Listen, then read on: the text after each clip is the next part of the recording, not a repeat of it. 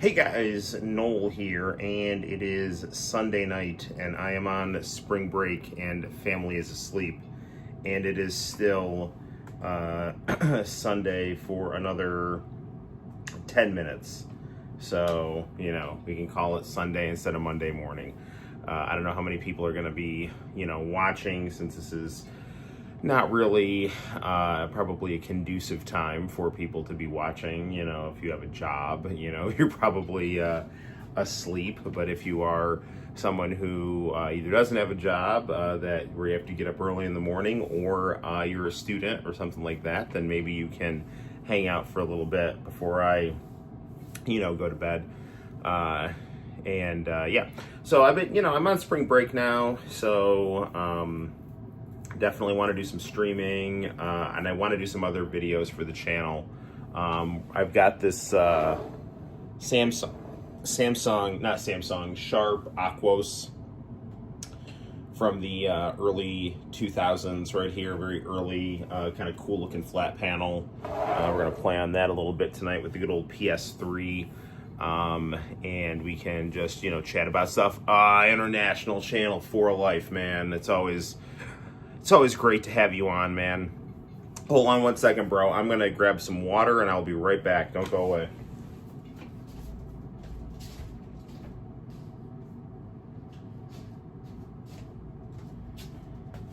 Okay, we're back.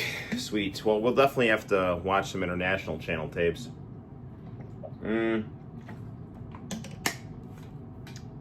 Fun fact, it is 25 years since the last episode of wCw Nitro, and yours truly happens, I think, to have the only episode of the last Nitro uploaded onto YouTube as it was originally broadcast, with all of its commercials and all of the, just kind of authentic experience of watching it live as it happened. No WWE Network, music editing or anything like that. So that video has been kind of blowing up. I've been getting a lot of comments every day from people watching that video. So feel free, if you want to, not just international channel, but anybody, who's watching this stream in the, present or future, to check out the original upload broadcast of the final wCw Nitro. A very sad day if you're a pro wrestling fan. Day I remember because I knew something was going down, and I didn't know Vince McMahon was going to show up on that episode of Nitro. I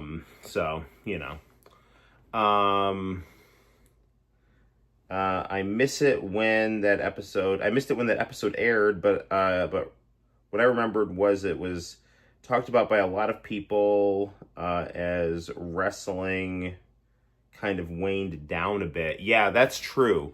Around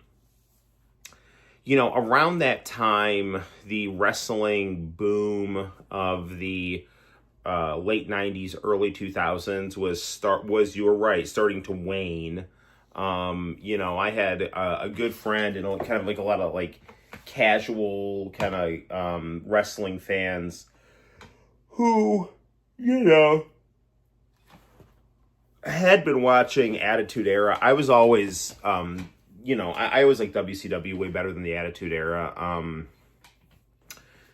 So like I actually didn't really see a lot of the kind of Attitude Era type stuff. I mostly just watched Nitro the whole way through.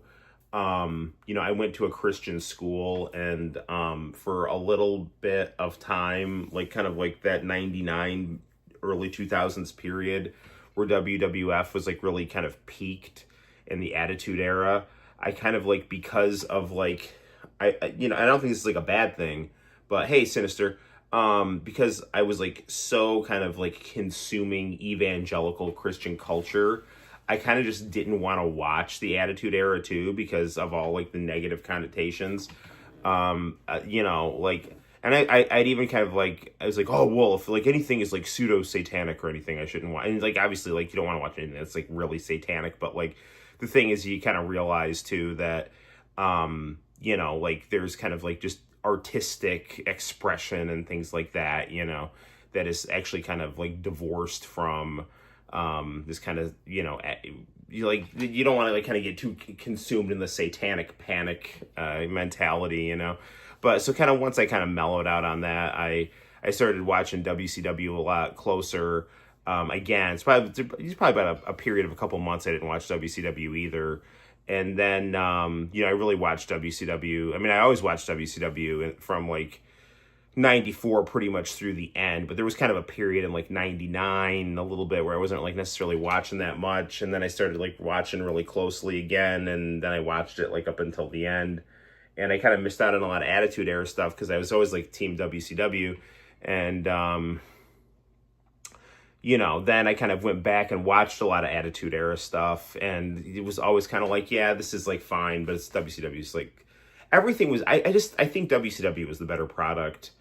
Although there were times when WCW just ended up having a lot of problems with its product, due to backstage politics and things like that. Honestly, at first when WCW went out of business, I thought they kind of deserved it, but didn't realize all the consequences of it.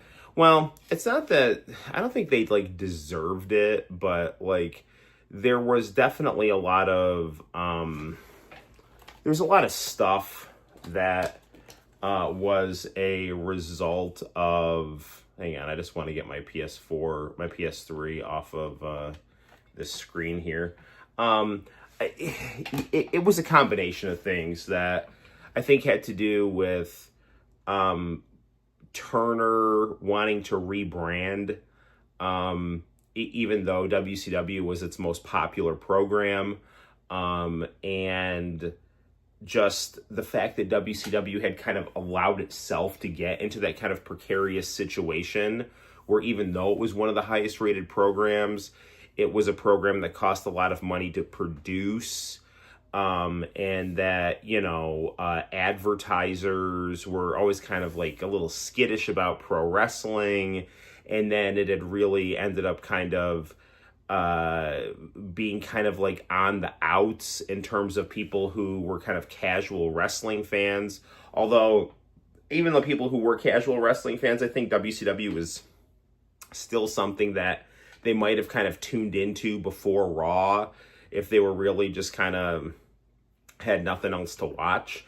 But where they did deserve it was, I think, Eric Bischoff and Hulk Hogan were absolutely responsible for the boom of WCW and all of its profits and all of its growth and things like that. Not that they were single-handedly, but they deserved a lot of credit.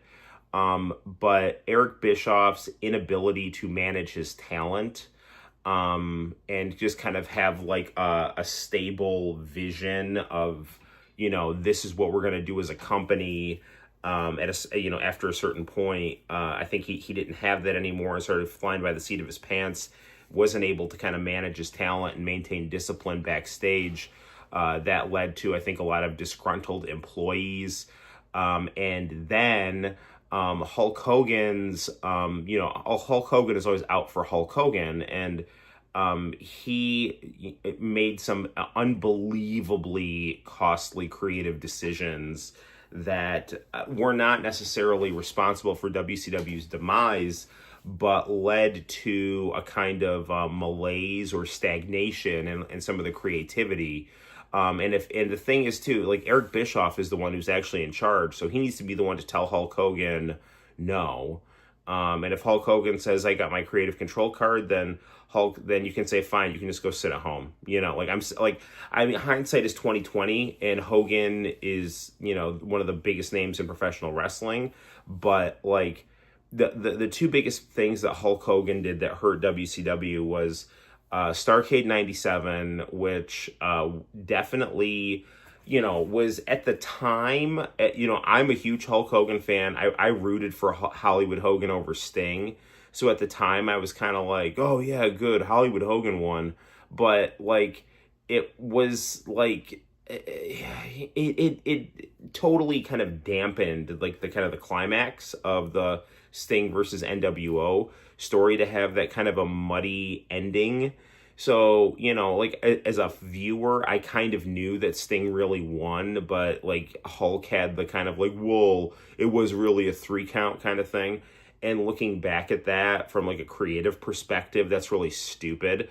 That didn't really hurt WCW that much in the short term, but in the long term, it set them up for having no real payoff to the NWO. And if like this white hot angle with the greatest heel and greatest baby face of the late 90s, Hogan and Sting, is gonna end up with that kind of a confused anticlimactic ending, that definitely kills a lot of your momentum and dampens a lot of the excitement of the product.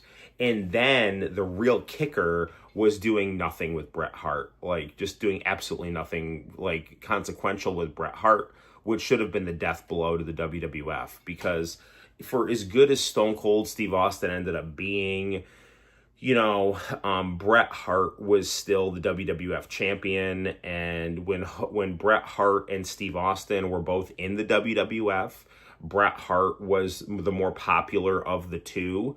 I will stand by that statement. I know Steve Austin had all this momentum and stuff, but Bret Hart was still Bret Hart. You know, he was like the guy. And when Austin and Bret were both there, and I remember thinking this at the time, like so many WWF guys had jumped to WCW and the NWO. I remember thinking to myself, you know, if Bret jumps, that's really it, because all the WWF has left is Bret.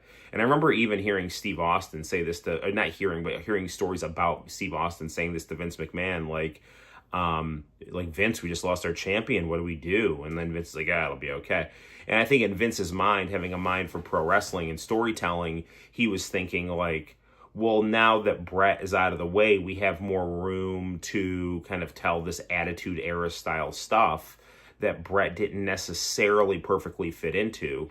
What WCW needed to do with Bret, and I will admit that it was a crowded place. There was, you know, like obviously WWF at the time had fewer stars. I mean, WCW had this like insanely stacked roster, but the thing to do with Bret was you had to give Bret Hart the ball. Like you immediately put him in the world title picture. You immediately start cashing in, you know, give him the same kind of treatment that Hogan or Hall and Nash got when they went in there.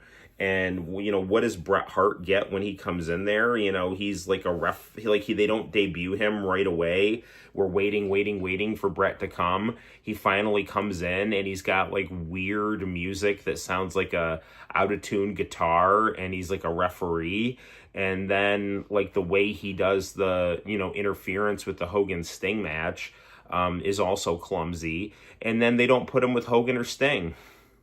So like, what are you doing? You know, you put him with Ric Flair, like, okay, well, that's something. And then, like, he just kind of proceeds to kind of be stuck in the mid-card where Hogan thinks he belongs. And that was it, you know. And then he finally gets the belt in 1999 after all your momentum is gone. And was it 2000? And then, he gets kicked in the head by Goldberg and has to retire. Like, and so it's just like, that was such a stupid use of the hottest superstar at the time. I mean, there was no superstar who was more popular than Hollywood Hogan, no babyface that was more popular than Sting, no tweener that was more popular than Stone Cold Steve Austin, but the most white-hot talked about person in pro wrestling was the WWF champion that got screwed out of his belt, Bret Hart. And to have Bret Hart go to the company with all the momentum and do nothing. You know, you could have had Bret Hart fight with Hollywood Hogan. You could have had Bret Hart fight with Sting for the belt. You could have had Bret Hart form a Hart Foundation. And fight with the NWO. You could have had Bret Hart take over the NWO and have Hogan go on a hiatus and then come back and fight with Bret over the NWO. There's stuff that could have been done. Like, I understand it's not necessarily, you could have had Bret feud with Nash, you know, over the Shawn Michaels stuff. Instead, you just had Bret fighting with Ric Flair and Booker T, and like, what, you know, I mean, it was just stupid. It just totally killed that. What Vince was taking a huge gamble. Vince McMahon was in desperation mode. He was taking out loans. he knew he was fucked. And so, like, he made a huge risk taking out all these loans to try to keep WWF afloat and letting WCW take Bret Hart to save money and try to free up creative space. So the Shawn Michaels would be more happy, and they could, have fewer egos to deal with, so they could do clearer storytelling. All WCW had to do was book Bret Hart in a way that kept his momentum. And, for all we know, WWF stays like a kind of that, number 2 kind of minor league, used to be number 1 kind of company that it had turned into. And instead, they just started aping WCW and ECW and marketed it the way that only Vince McMahon could. And ECW ran out of money, and WCW ran out of momentum. And then they both just kind of went into the margins. And so, yeah, it was really unfortunate and sad, because even for all of the stuff that I described, I still think WCW had the more fun product to watch. I do think reuniting the Wolfpack in Hollywood was a cool idea. I do think that Hogan had, great matches, both, just kind of with Dennis Rodman and Jay Leno, and even like the kind of the batshit crazy stuff that he did, where he's like seeing Ultimate Warrior in the mirror, and pointing out the wall on a building, like things, the New Blood storyline I thought was cool. There was a lot of, even NWO 2000, the 3 count, the everything on a pole when Vince Russo came. Like, I thought that stuff was like, I really liked the over the top, kind of fever dream WCW stuff. And I liked that kind of stuff in 94, when they were doing Dungeon of Doom crazy stuff. So, I always liked the WCW product better. And I always thought the WWF product was always kind of lesser than. But at a certain point, WWF, they got all the momentum, they got the production, they got all the packed crowds, they had re-permeated the cultural zeitgeist, they had become it again, like they were in the 80s. And, and WCW just kind of went into panic mode. And the other thing, too, is that, Turner didn't really want like Ted Turner wanted wrestling, but the Turner Corporation did not. The Turner Corporation tolerated pro wrestling, and if pro wrestling turned a profit, great. If pro wrestling didn't turn a profit, we don't like this shit anyway. Get it out of here. And Ted Turner was not around to protect the brand anymore. He had allowed himself to be cooed out of his own company. So, that's kind of my take on all of that. On the topic of the Attitude Era, I was watching, I'd gotten into a mood to, I know what it was. I was telling my wife about X-Pac's Uncle Kracker theme, and the story about, she was telling me some story about some guy from the Red Hot Chili Peppers. I'm like, there was a wrestler that I liked, and he had the opportunity to have Red Hot Chili Peppers do his theme song, and he said, no, I want Uncle Kracker, and he had that, like, I got everything I ever wanted, and I'll never get that back, and now we got the X Factor and the X Factor, So then I started listening to, like, other X-Pac themes, and, like, the Run DMC DX theme is, like, one of my favorite themes just ever. And then I wanted to, like, hear the X-Pac DX theme, where it starts off like, X-Pac, and then, like, I was looking at the comment section, and everyone's like, it doesn't really say X-Pac at the beginning. It says make some noise. I'm like, what? How does X-Pac me, like, make some noise? But I guess if you, like, listen closely, it's like, X-Pac, but it still sounds like X-Pac. I'm sorry, like.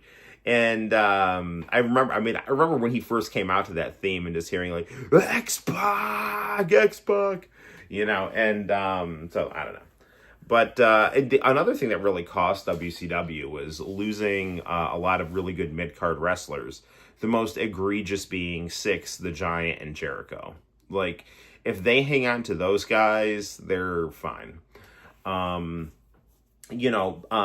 and Benoit were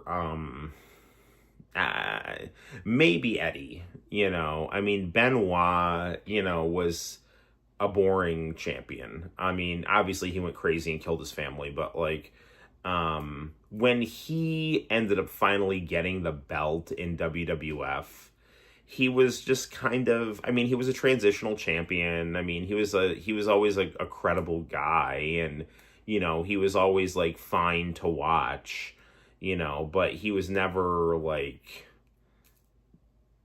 it. Eddie had a lot more personality.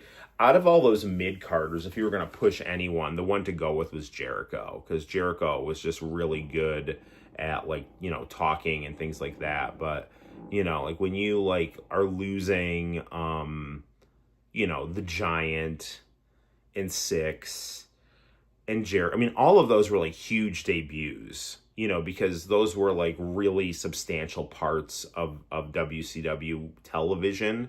They might not have been the main characters, but they were like characters that were synonymous with the brand and like super important, so that while it might not have been like Hogan or Sting, it was like, oh yeah, those guys are like super important parts of the show and are like synonymous with the show, and now they're on WWF, and it's like, oh wow.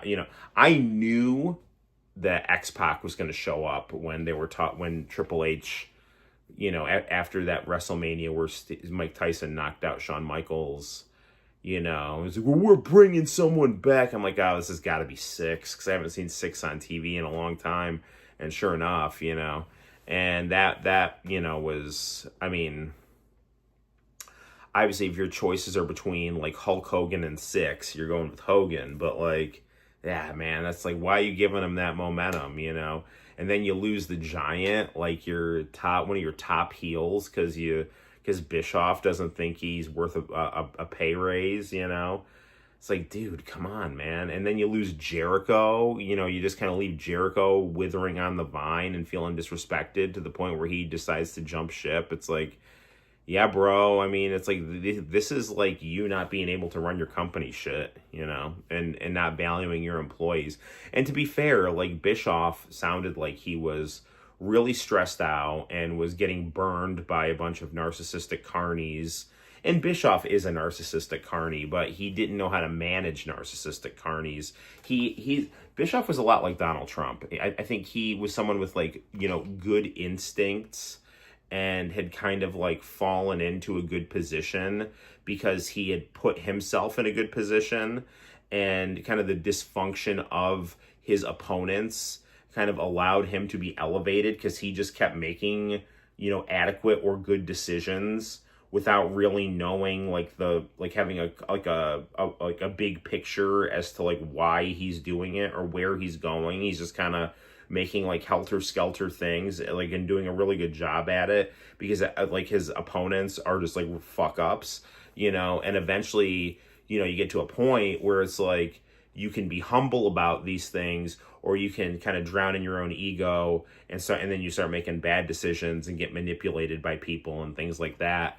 And that's what I think ended up happening to Bischoff, in addition to the fact that he didn't have Ted Turner, to kind of have his back anymore. Because say whatever you want about Bischoff, but Bischoff did care about WCW, and he did care about wrestling, and he knew that Ted Turner cared about wrestling.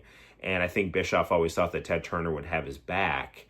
And at a certain point, when there's no more Ted Turner, like, now Bischoff is just, out of his depth, which I think Bischoff and Vince Russo are actually kind of similar people. Like, they're people who kind of caught lightning in a bottle and didn't realize how they did it. And then always kind of struggled to recapture that. Whereas Vince McMahon is someone who has had his ups and downs, but he knew kind of like how to be the carny promoter, whereas, Russo and Bischoff had good ideas and, could do well if people cooperated with them, but they weren't the kind of people that were good enough to kind of be able to command a situation where they were like fully in control. You know, it just felt like, you know, Bischoff at a certain point, he was having like Nash and Hogan pulling him in different directions, you know, all these disgruntled mid-carders. You know, Bischoff is trying to, you know, stay in charge by being a dick to people to show them who's boss. And then he starts fighting with the Turner Brass, and now he's just getting, you know, then all of a sudden he starts losing, and then, like, you know, the worst thing that can happen is like when like winning covers up a lot of shit. You know, if you're in a dysfunctional situation and you're, quote, winning, then you're kind of like, well, at least we're winning, you know. But then you're in a dysfunctional situation and now you're losing, and then all the shit starts coming to the surface, right? So that's I think the situation that, you know, Bischoff found himself in, and this has all been a very long rant to answer International Channel's comment that, you know, WCW kind of deserved. He thought WCW kind of deserved to go out of business, but then he, you know, didn't realize the consequences of it, which would be, you know, just total mediocrity and a pseudo wrestling monopoly. Although TNA at certain points was able to, you know, make something of a showing, and AEW really does provide a legitimate alternative. And, you know, you can say whatever you want about Tony Khan, but he seemingly has enough wherewithal to be like, you know, like I have an idea of a distinct product that is my vision, and that is different than WWE, you know. So yeah, there's that. So yeah, so I'm thinking, I don't know if there's any other comments. We can keep talking, but I'm thinking play a little PS3 and kind of take it from there. I'm just messing around with this new TV over here, this little white TV, so I have the PS3 on it. I don't know if I'm gonna keep it on here, but it's you know, it's weird. It's a flat screen. I think it's an enhanced definition. It's an early LCD from 2003. It doesn't have all the bells and whistles that the silver Aquos has, which I was super impressed with. So I found another Aquos from around the same time. So I don't know. I figured it just might be interesting to see what this bad boy can do. Yeah, let's have some fun. One more thing. It looks like Steel Ball Run is not getting a release anytime soon. So it looks like they're trying to do the OVA thing with that. So I don't know. All right, let's Here, let's try to move this out of the way.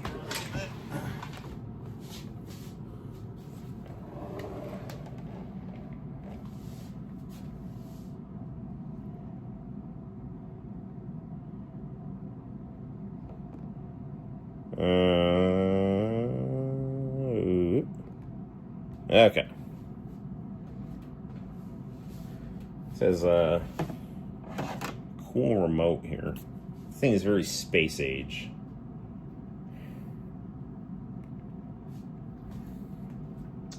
Alright, where's my controller? Here we go.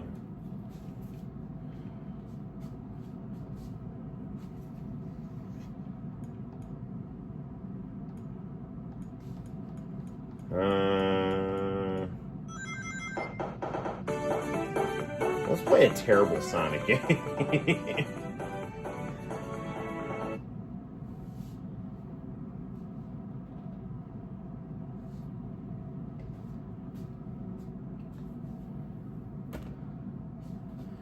Sonic 4 is just always a very odd game, so you know, check it out for comic mischief here.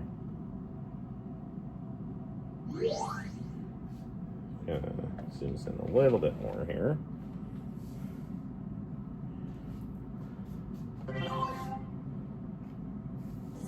on, I'm just adjusting my camera a little bit there.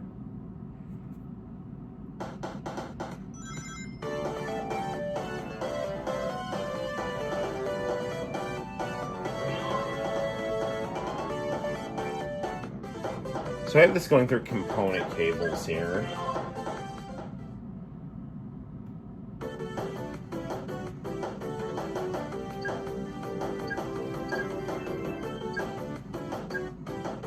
I never understood this kind of goes out of order here, I feel like.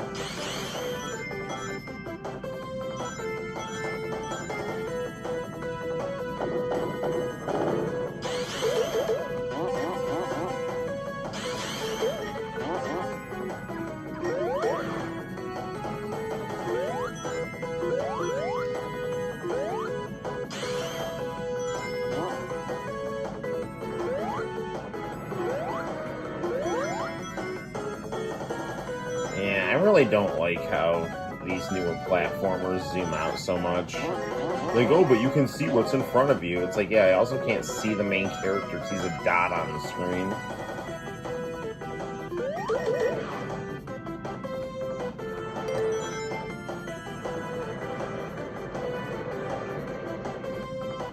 Yeah, there's that terrible physics right there.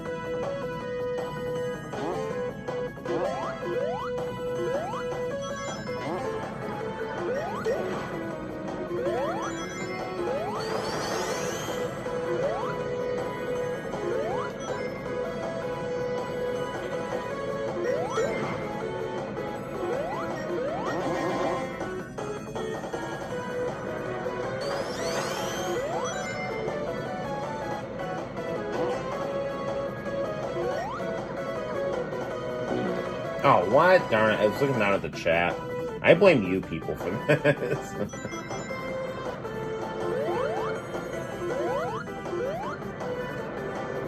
Oh, come on.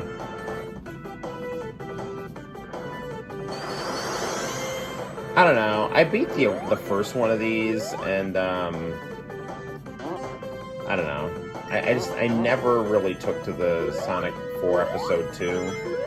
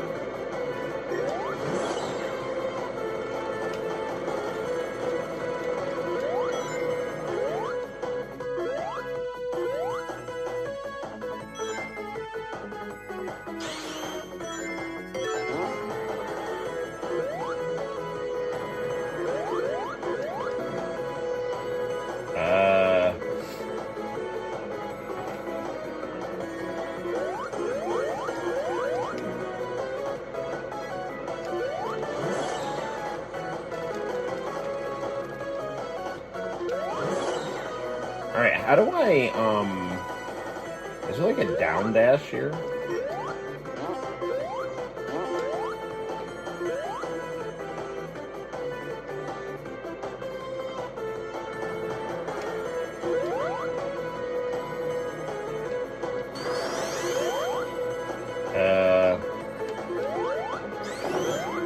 Okay, well, Tails did it.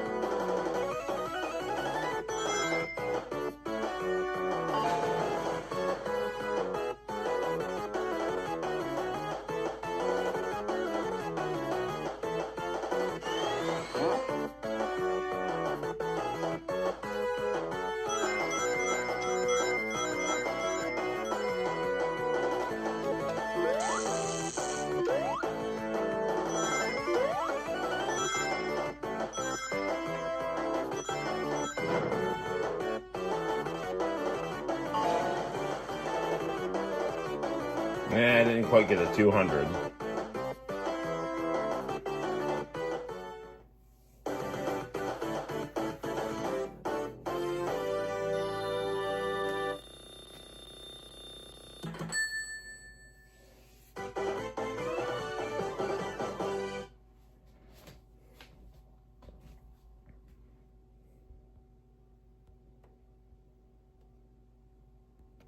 Sorry.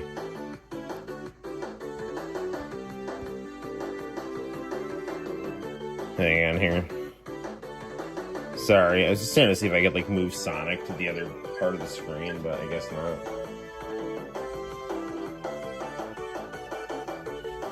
Just because, just the way I've got it framed here. Hang on a second here.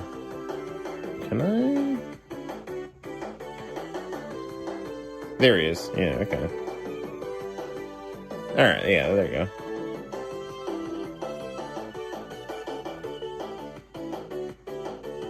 Okay, yeah, there we go. Alright. Actually... Okay, yeah, that works. Alright.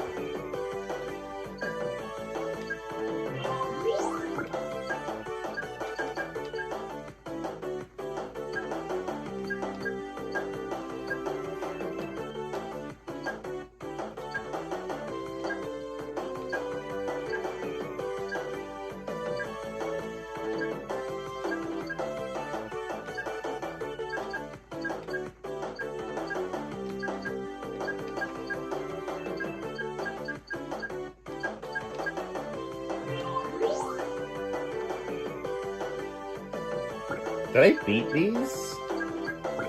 I don't know. Let's play something else here.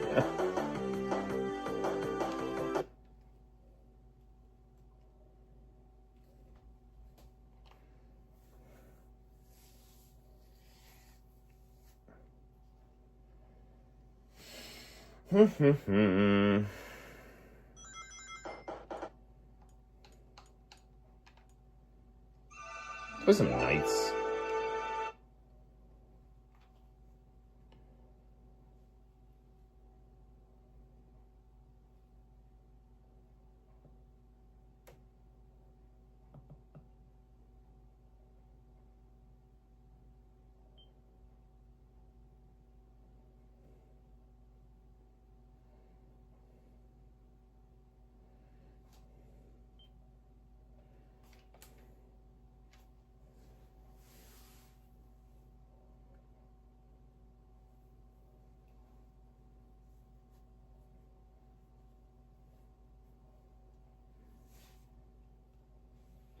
Sega.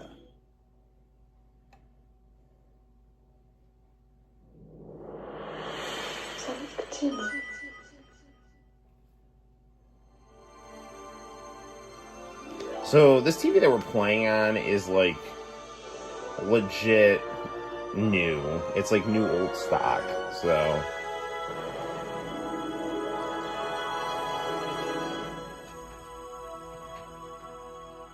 2003. So yeah, this TV's from 2003.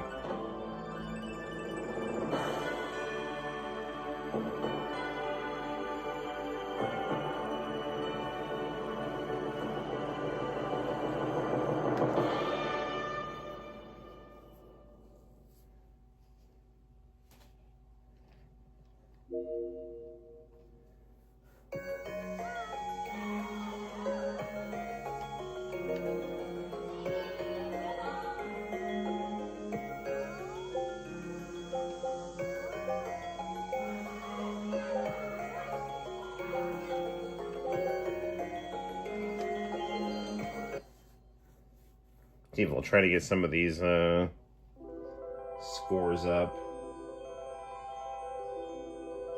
You're a moderator. you're a moderator of my chat. Okay, I trust you.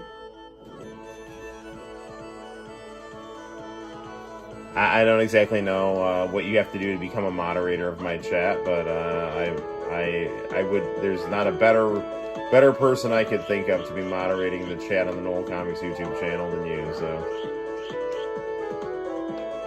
no offense to any of my other regulars who would also make phenomenal moderators.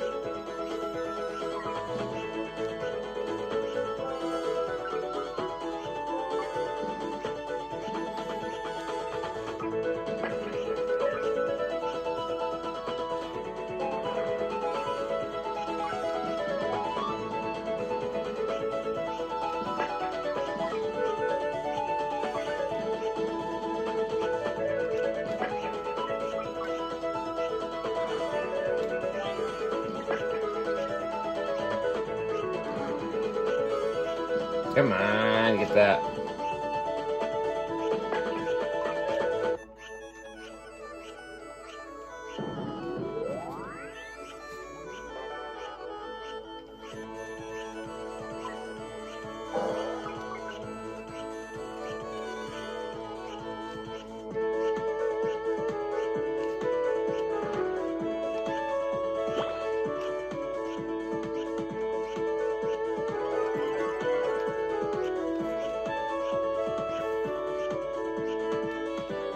See this game right here? This game could have been Sonic Extreme. But Yuji Naka was like, no.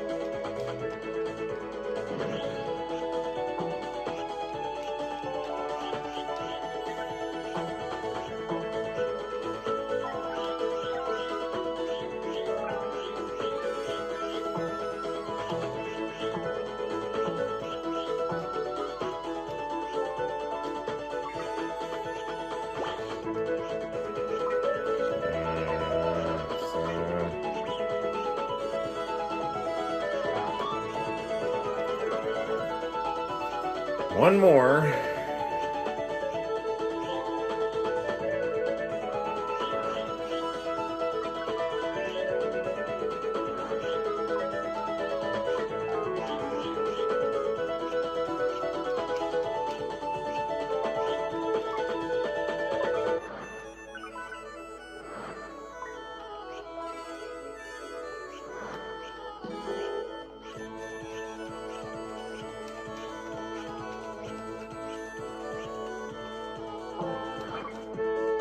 I don't know if any of you guys like college basketball, but I'm a big fan of the Big East, and UConn beat Duke, and that was such a good game.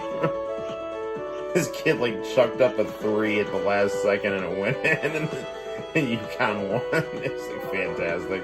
UConn had been down by like 19, and they came back, and yeah, man, it was good stuff. I hate it when I do that. Alright, we gotta be careful here.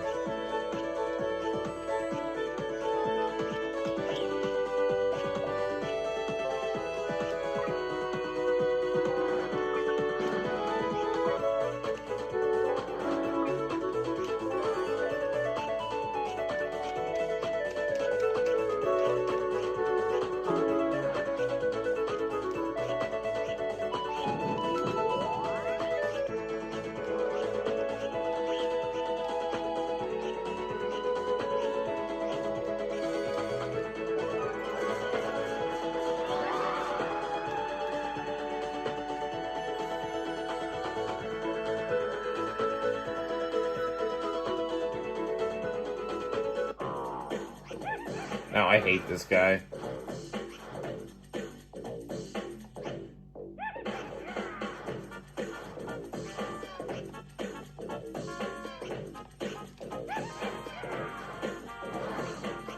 I know there's a trick to beating him and I can't remember it.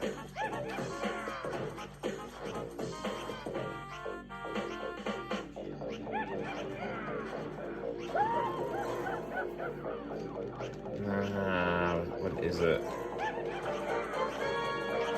There it is.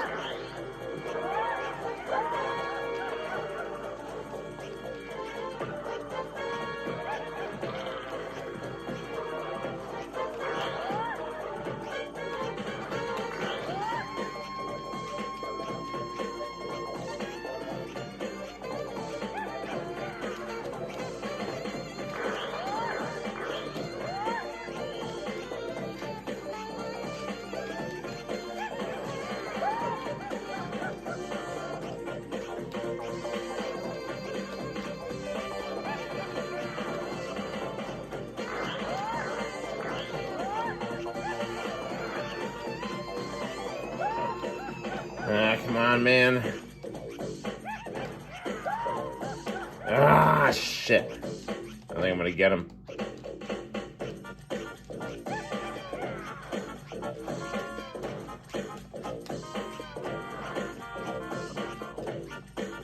I didn't get him.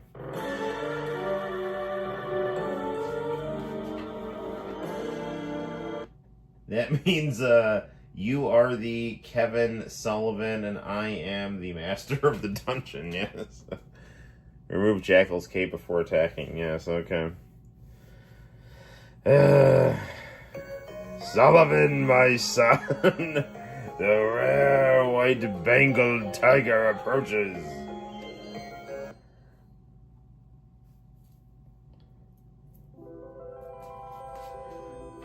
Sullivan, you must summon the shark attack. Shark attack. Shark attack. Shark attack. Oh, I want a shark attack.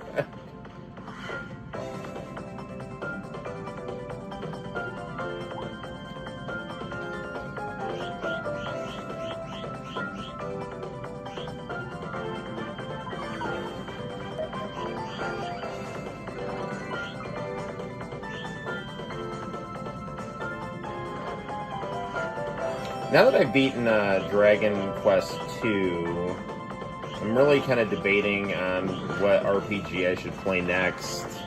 I started messing around with Radical Dreamers, which I already have beaten, but I've beaten Radical Dreamers multiple times, but, I really feel like I should probably do, Lunar 2 or Live Alive.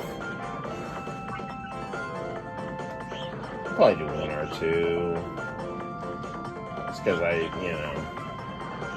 really have never played that, and I have the collection that just came out.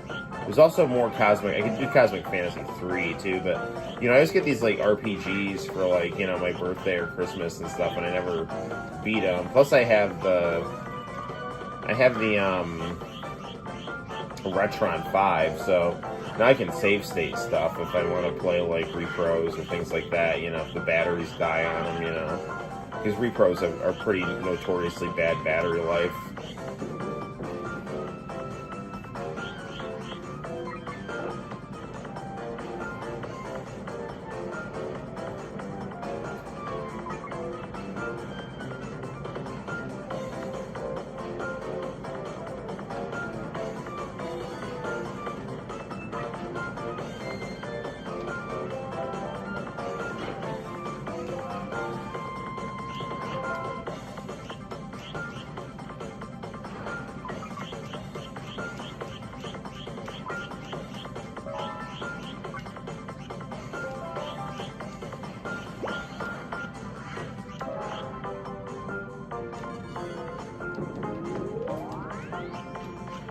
Yeah, International Channel. I was going through some stuff, and I found that mini Gundam that I'm supposed to send to you every Christmas, and I really need to send it to you over spring break.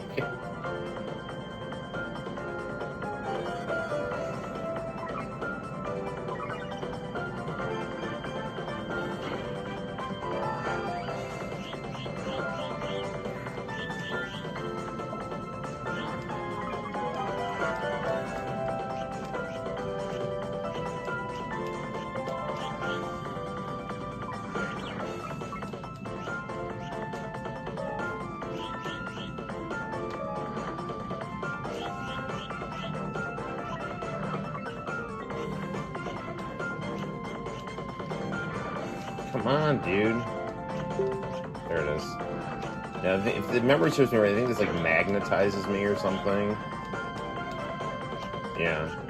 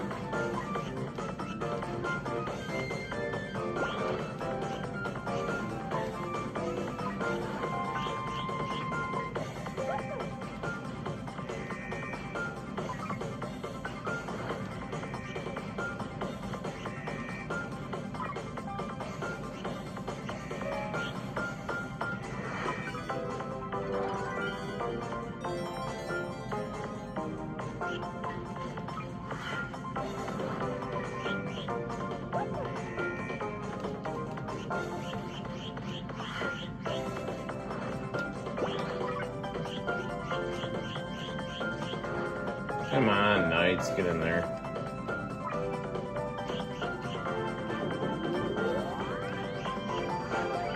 I think Riala is the boss of this level here.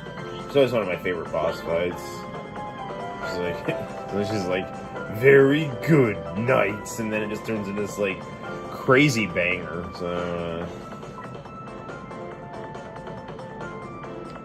by the way, last stream, I don't know if you noticed, in order for my Japanese viewers could see the stream, I had to cut out the Armor Trooper Votoms section. Uh-oh. Oh, man. Alright, just barely make this here.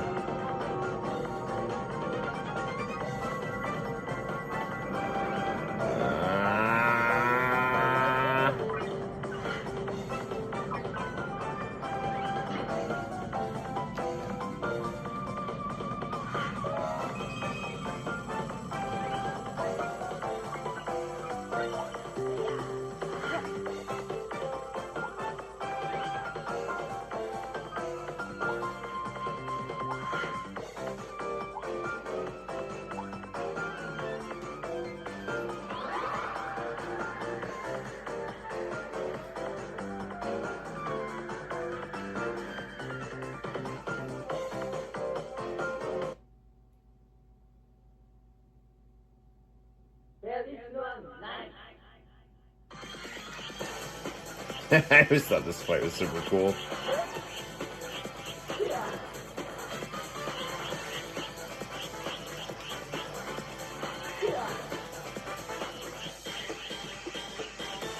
Like, I really love this music. It's like one of my favorite things in any, like, Sega Saturn game. And the only problem is I beat him already, so...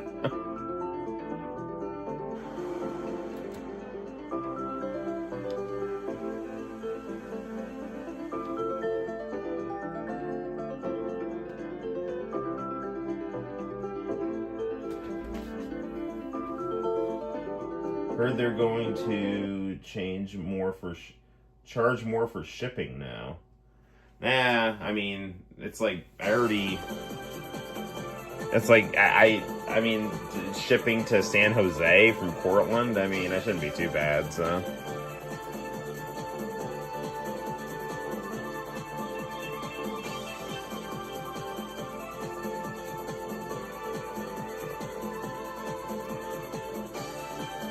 Like this, like, man, Knights, for as weird as that, like, acapella R&B stuff they were doing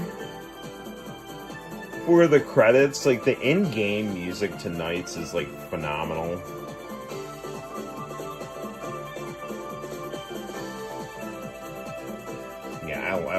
Yeah, this is such good music here. I love Sega Saturn, you know. I'm really happy, like, you know, I had it when it was out, and it was like my system, you know.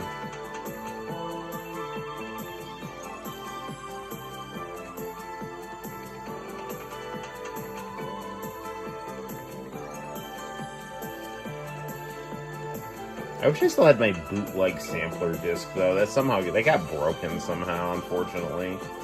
I need to try to get another one off of eBay.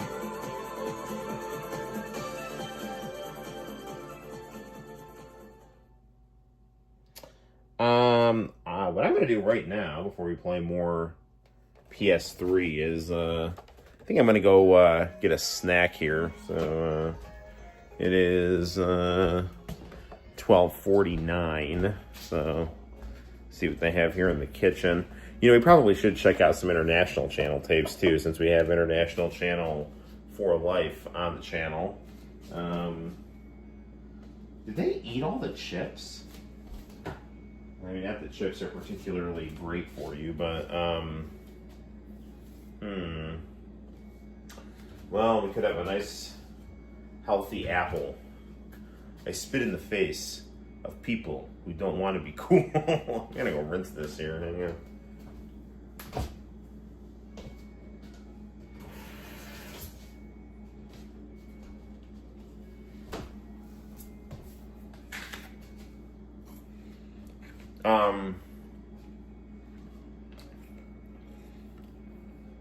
Yeah, I have, I don't know if I should talk about this or not.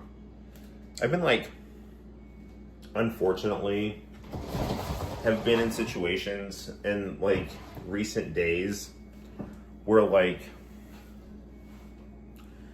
angry female people that I know have been sending me these, like, long, rambling, angry text messages toward me. And it's just like, leave me alone. Just leave me alone. I'm doing my best. Please leave me alone.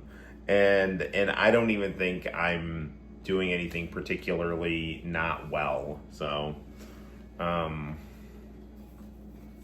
one of them was a family member from today, and it's just like, I don't know. I mean, I don't want to, like, call people crazy, but, like, I don't know. Don't do drugs, people. It's not good.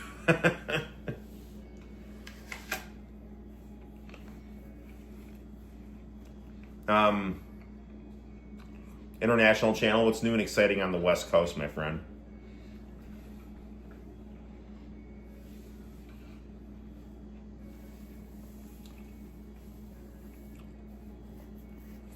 We could also go hunting for some tapes in the entertainment center in another room.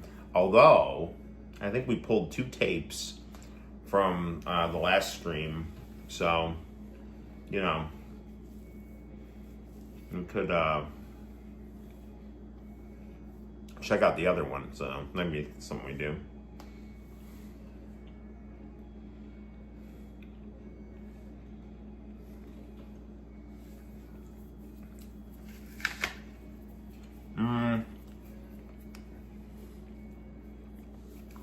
In AEW news, it looks like Toni Storm is pregnant, so.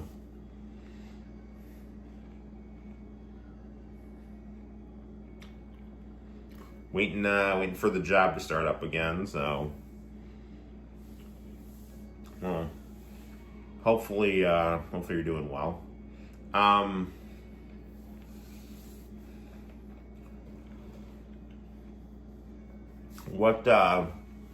What kind of stuff are you considering looking into?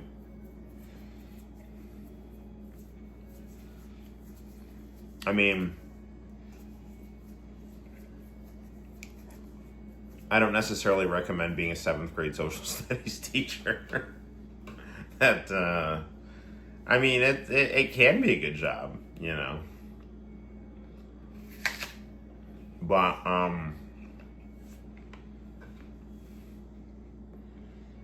mm,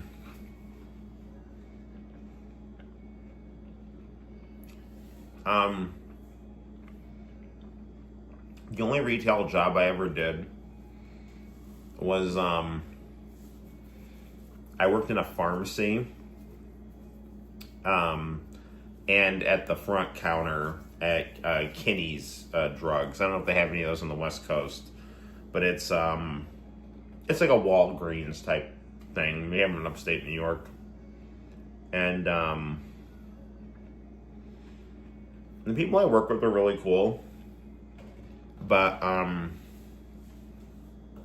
the amount of like people I saw coming in on meth and trying to make meth was kind of disheartening, you know.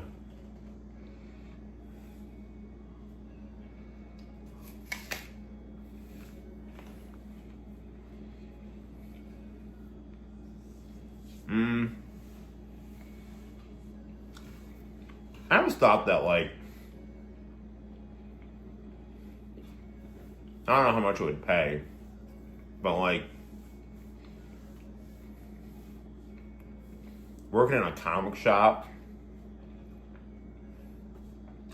working at Walmart pays pretty well. You'll probably end up meeting some like crazy girls there. Every girl that I dated that worked at Walmart was out of their fucking minds. Well, not all of them, but a lot of them. I may have one who had kids who was pretty stable, but like I can think of at least two that were, you know, not great.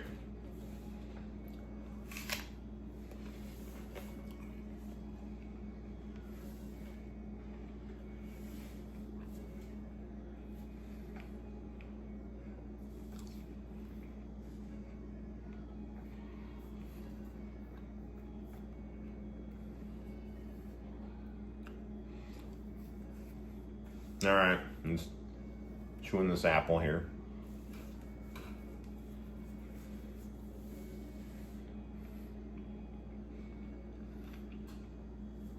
International channel, I don't know if you've ever seen this, but like, if you go on YouTube, you can find like the sign-off commercial for international channel AZN.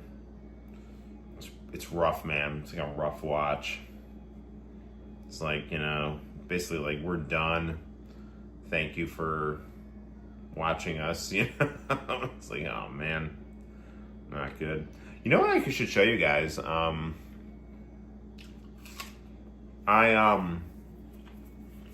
in the basement set up a little game room overflow. So I think it is from 2008. It's like some dude walking through a meadow or something like that. You know, like walking in a field and disappearing into the distance or something.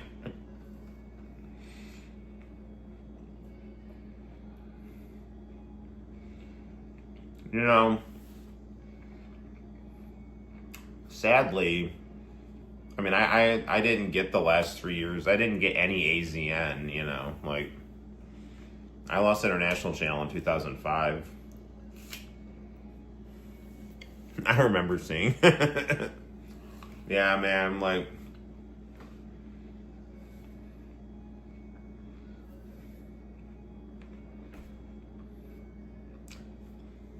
so like, so you had access to the International Channel when it turned into AZN and went down. I didn't, you know, like, I just remember, like, I lost it when it was the day of the last episode of Dragon Ball GT, and really pissed off. So let's go on a little field trip here to the basement here. Show you all the dead bodies. I'm just kidding. So this is like, you should make your basement into a game room. Well, let me show you. So this right here is kind of the overflow here. So here we have this Toshiba 13-inch, or I don't know what this is, 15-inch, with a Chinese Famicom with a bunch of games loaded into it. Then we have the Gold Star knob TV with the Sega CDX hooked into going through RF. And then we have the Panasonic 27-inch with the Classic 3 hooked into it. We got my White Snake poster here, and this poster I drew of Don Johnson in art school with a picture of Kasumi from Dead or Alive next to it. And then we have the this I think it's like a 32-inch Sharp with the At Game Sega Genesis with the SD card hooked into it. And then we just kind of got like I don't know, just other basement stuff. Here's the I don't know if you can see this here. Yeah, there's the treadmill. There's the Peloton right there. And so this is what I do. I have like runoff, basically, of... these are like monitors that I'm not using right now. These are just like... A lot of them are like different like flat screen monitors. And I have a couple CRTs that are in a little rough shape. Like... This is my 13-inch Magnavox. I had this TV when I was in 7th grade. The plug's a little wonky on it. This is my childhood living room CRT right here. This Zenith. The tube looks like it's got maybe getting some issues, which is always a bad sign. So, yeah. And, then I just have different, like, flat screen computer monitors that I'm not using in the game room right now. So this is if you want to go pump some iron, shadow box in the mirror, or play some video games. Here is the basement. So, yeah, right on. There's, or hop on the Peloton. So... There's, where's the Peloton? There it is, right there. So, yeah. All right, so that's the basement. So, perfect setup. And it's by accident. All right. Let's go back upstairs to the true game room, or the ultimate gaming rig game room here. So, all right.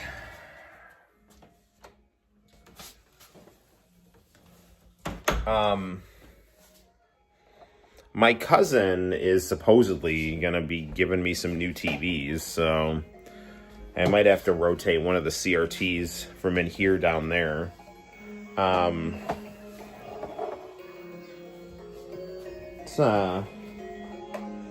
Let's do I want to do a fighting game, and then we'll do some tapes.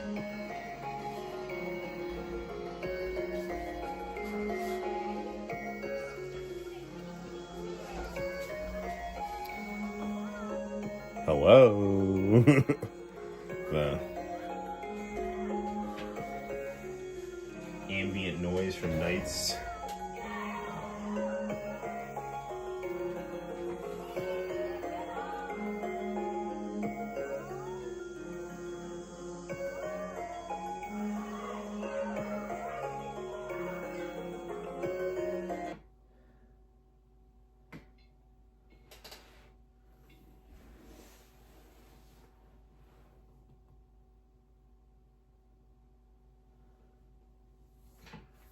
Okay. Yeah, let's do some Marvel vs. Capcom.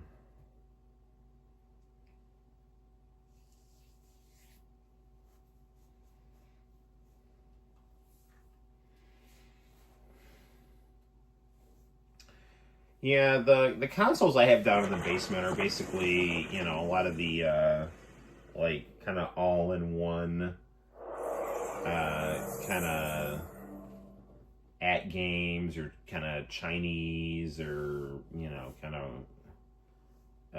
yeah, aftermarket kind of consoles, but you know, they get the job done, so.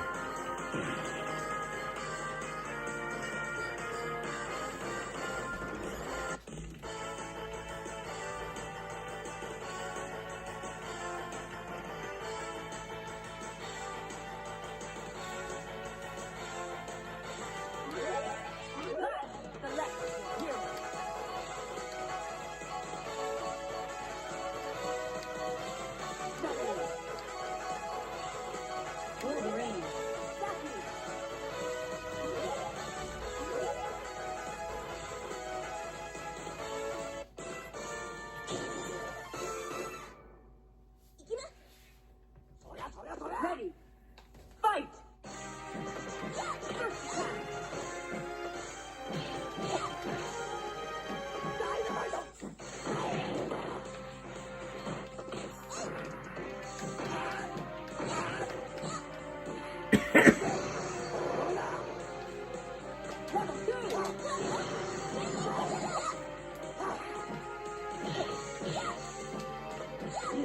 This and Alpha 3 are my favorite 2D fighting games.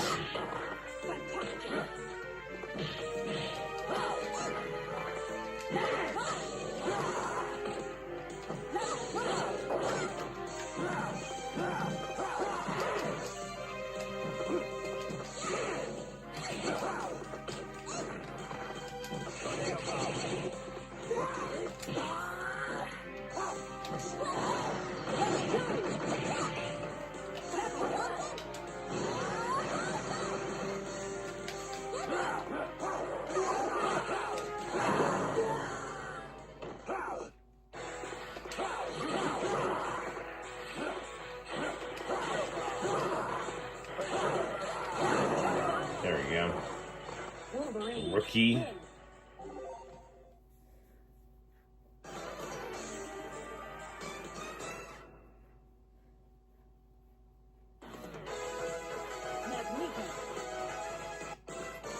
So, you know, International Channel, if you're watching International Channel at, like, you know, around 2008, like, what were some of the things you were watching on there? Because, you know, I didn't have access to the channel at that point.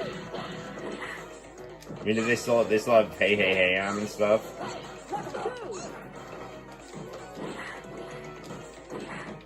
I was actually looking at the International Channel website on the Wayback Machine not that long ago.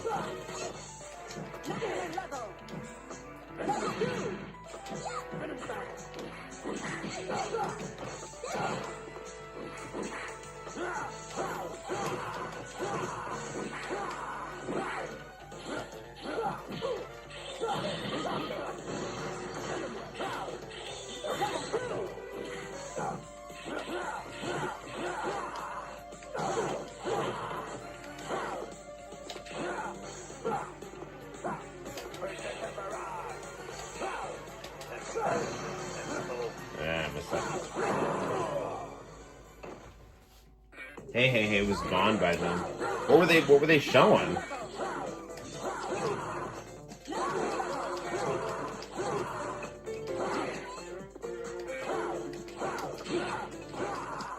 Were they still showing Fuji TV stuff?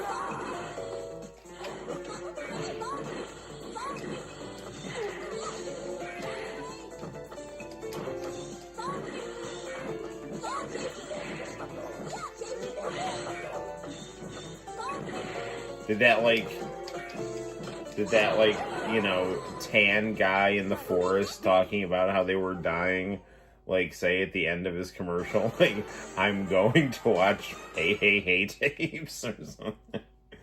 This channel is screwed. I don't have Hey Hey Hey anymore. I'm going to my VHS collection. You can all go to hell. Straight to hell. Fight! He is like acting like Tony Schiavone after Hulk Hogan turned heel.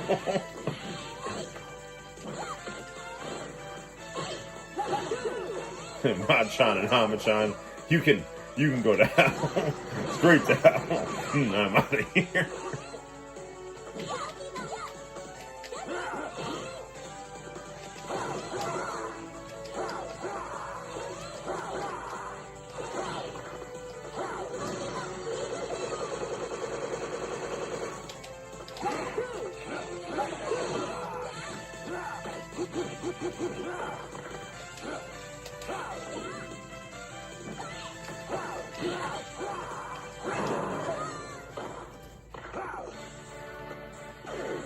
AZN stopped having music shows too. From what I remember, they got kind of saturated with Korean drama and original documentaries. Wasn't that interesting? Do they have anime still?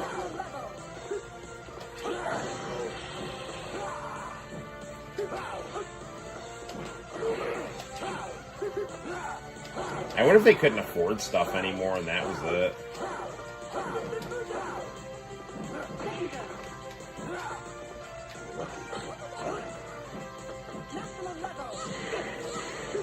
Didn't have like Revolution anymore or anything.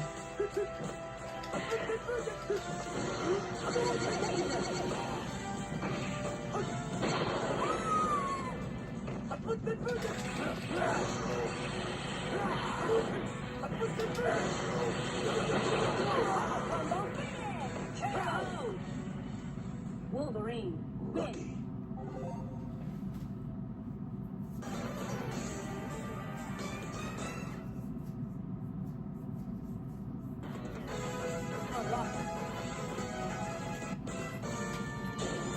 I think I remember, didn't they at one point, did they get like Record of Lodoss War?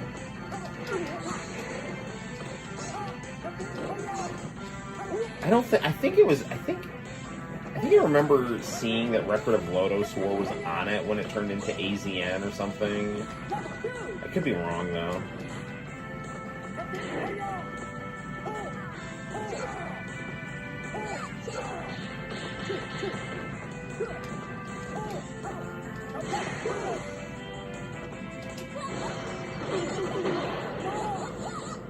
And if you are in the mood to watch some Record of Lodoss War, please watch the promotional tape, which I have on my channel. Karn, a high dwarf, is nevertheless a proud man. Deedlit, an elf, is in love with Karn. Woodchuck, a thief, is a reliable man. Dragons, I have no aversion to dragons.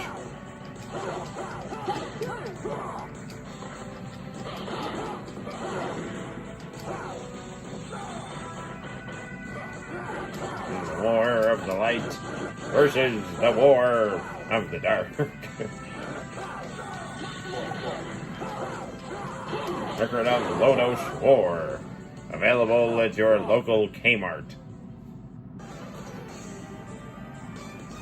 They had an anime block in 2005-2007, but it was usually older animes. That would go with the Record of Lodoss War stuff. I mean, actually, that sounds pretty good.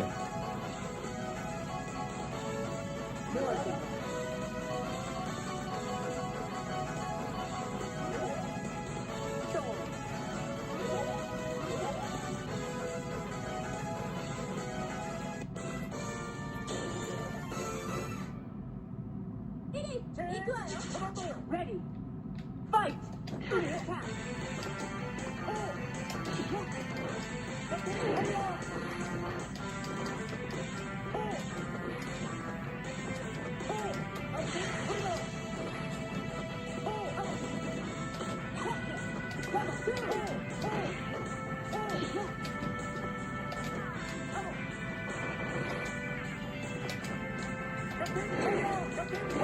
What is it? What's my super move?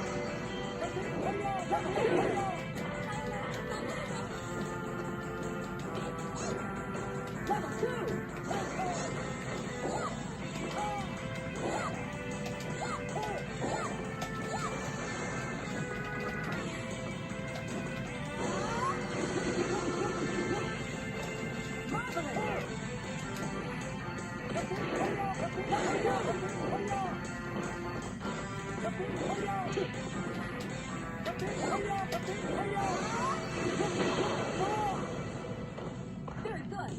Next level. Hang on a second, I'm trying to read the chat. Still looking at Record Lodosaur, but I'm trying to figure out knock out Hulk first here.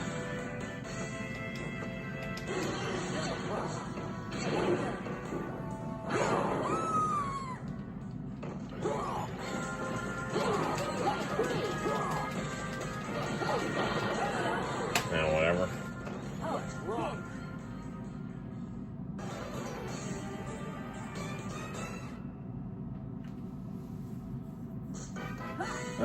Let's do like one more try here.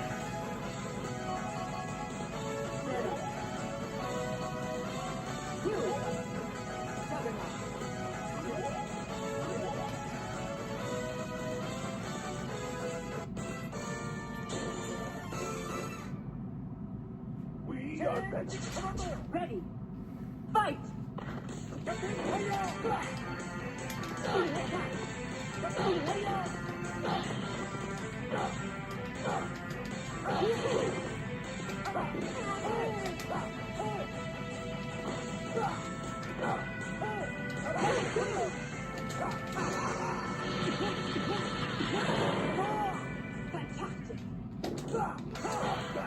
Gotcha.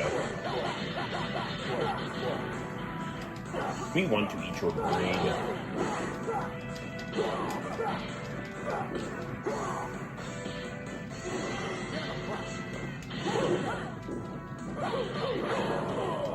Here comes Wolverine. No, that's Ryu.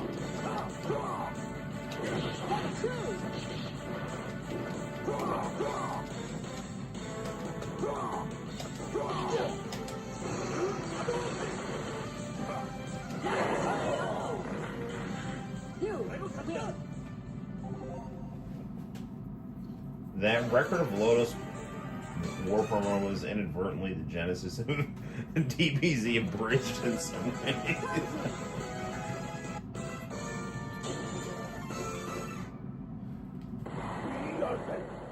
Ready. Fight! Well, you know, the important thing about that promo was that you learned that everybody was a reliable and proud man. Indeed, Lit is in love with Karn.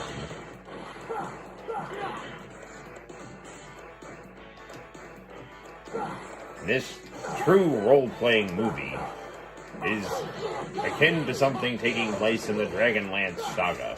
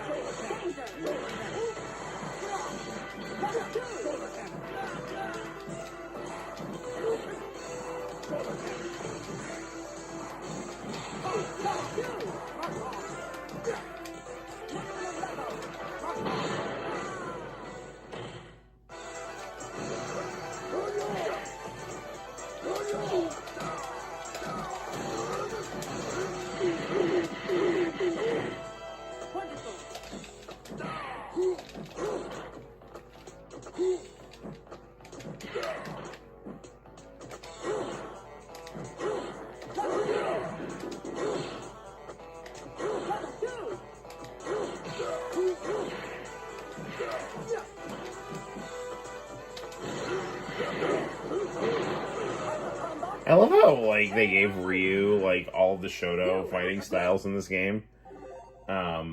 It's just, like, super cool. You know, it's like, this is, like, Ryu's final form here.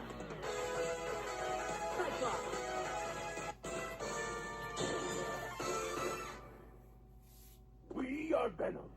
Ready. Fight!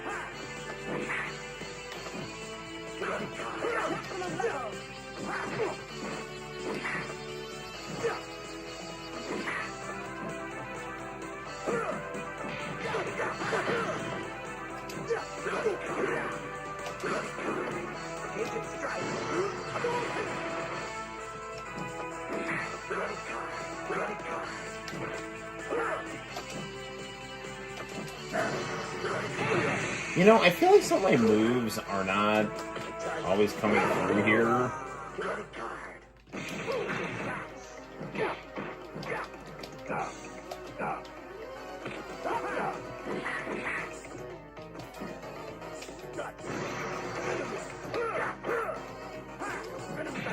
Maybe I should try to use the analog on this controller.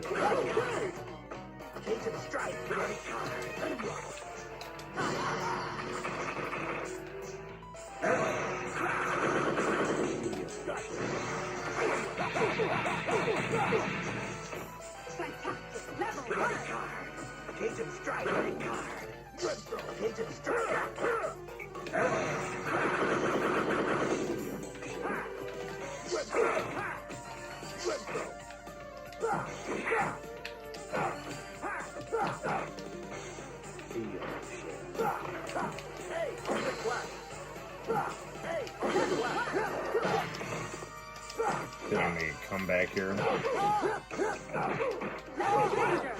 Maybe not.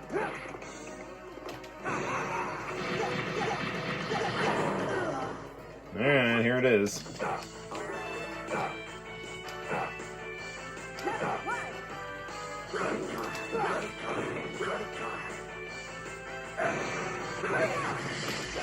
Damn it!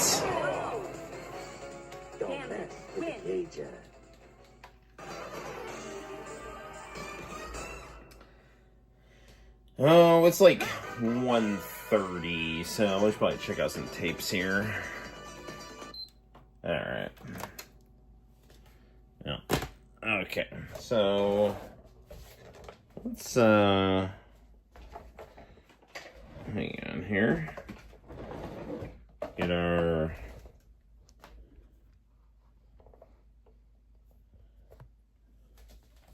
how do I want to do this here? That's not it. Yeah, I'm trying to figure out the thing that makes this stand to go down a little bit here. No, it's not that one. Hang on. Yeah, is this that? Yeah, it's this one here. Okay.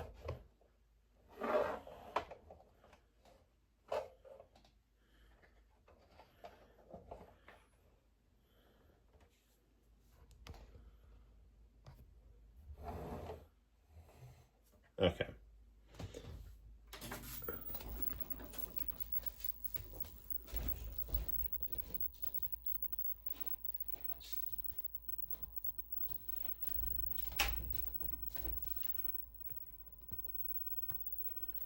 All right, power on.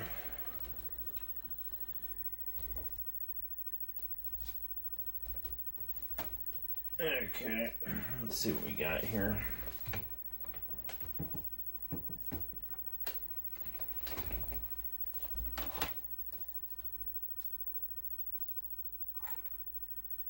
Where's eject?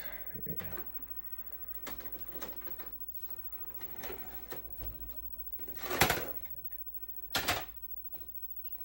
What do we got here?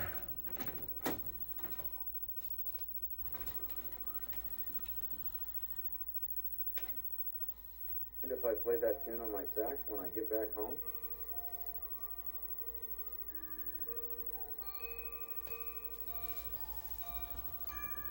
Cowboy Bebop. Yes, I am on spring break.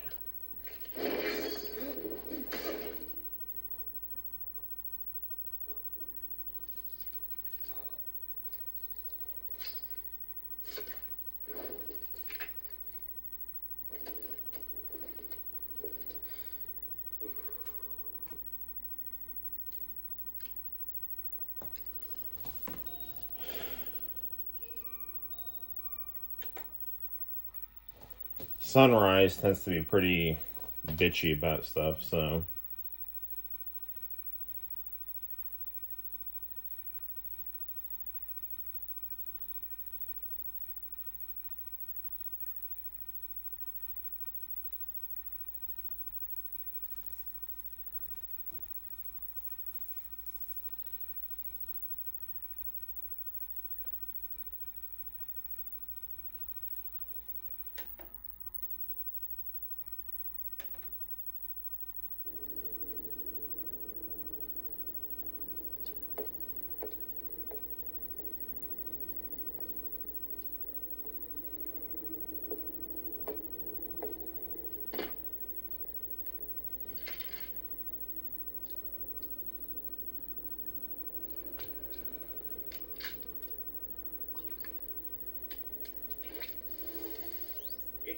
X Plus.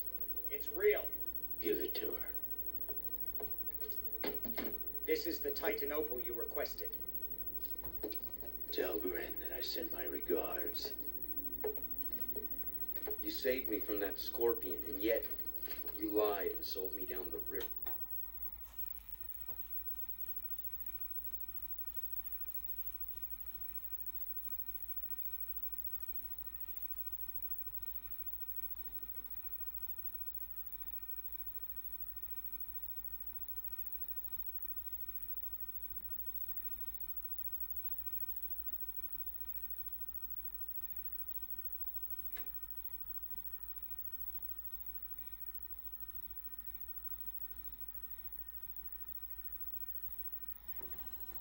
Well, it's the end of that tape. Looks like we have to rewind. I had a Magnavox TV when I was recording my international channel stuff. Nice. Yeah, I had that Panasonic in the basement.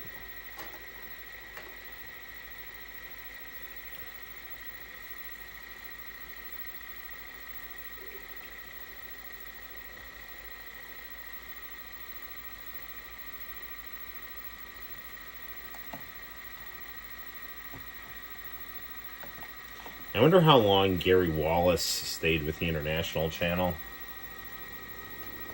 I wish I could find him online, you know?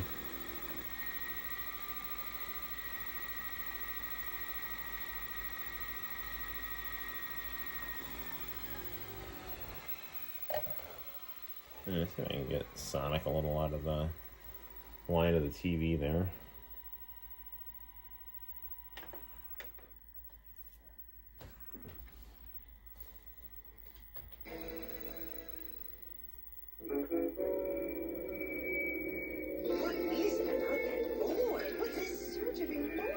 Tenchi will return in a moment. You know their names. Now see the show that started it all. Earth's mightiest warriors. Only smaller. Dragon Ball. Next. Master Roshi, get off the toilet. I said hold on. You're stinky. They're so cute at that age. The original Dragon Ball was really good.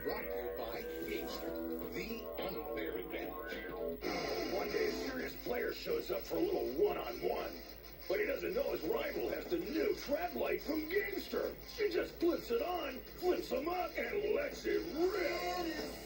Because double the light gives you an unfair advantage in any fight. Oh, match over, kid. She not only wins the battle, but makes him see the light. I need to upload this commercial to the internet. The funhouse. It'd be more fun with Danimals. Something yummy for everyone. There's a demand for these old Cartoon Network broadcasts on Web Archive. Okay. I mean, I see some of them get uploaded to YouTube too, so, but, I mean, you know, I'll see what I can do. Know what they do when they don't have it. Bop it. You got it. Battery's not good.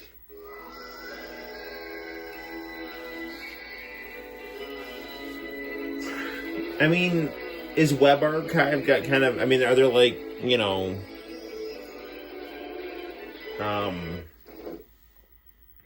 I guess, I don't know. I mean, I guess I should set up an account and just kind of see what I can do, you know. Hey! Where's the cream filling?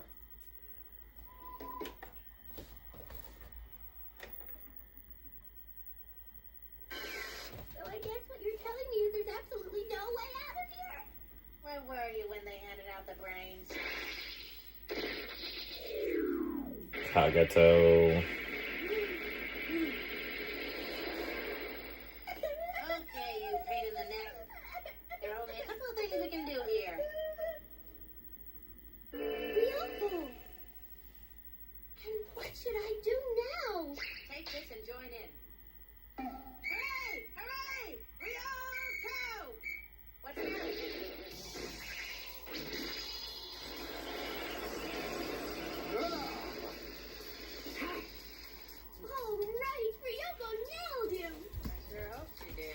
Uploading a video is pretty much the same as in YouTube, except it's not mobile friendly.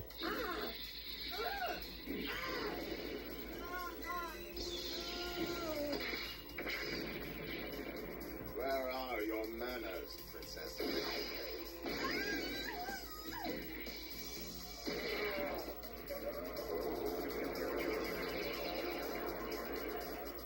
I'm going to enjoy crushing you. Yes, I'm sure you would, if you could. Just what seems to be the problem, Ryoko. But why doesn't Ryoko use her full power? Well, you mean she isn't? If she was, this would be over by now. Now, excuse me. Ryoko can't beat him like that, even on her own turf.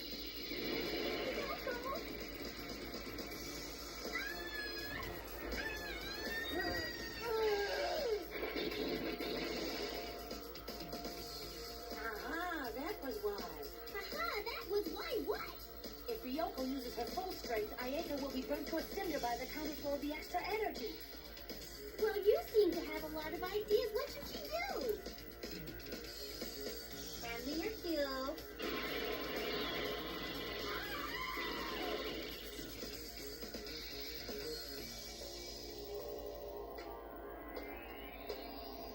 Come to me, Ayeka. We can't get over there, but they can come here. You are making it easier for Ryoko to fight, huh? Even I can't do anything to Ayeka now that she's in another dimension. Why don't you leave us alone? Because if you do, I'll let you go free. Go free. Ryoko and I are not under your power anymore. And I am no longer your student, Professor. Do you think I haven't learned anything in the past 5,000 years? What did you just do? I directed all the force of the gems towards Soja. Tenchi, especially this first OVA was just great, you You'll know. find the power it can produce at one time is far greater than Ryoko. Your power is draining. Professor, I'm going to show you a little experiment. I don't want to get in trouble for showing too much of anything, so fast forward a little here. There comes Tenchi. Jeez, I can't get it out. And now I'm worried. Let us handle this. What a comical pair you two are. I got it. You two, look after Ryoko. Yes, sir.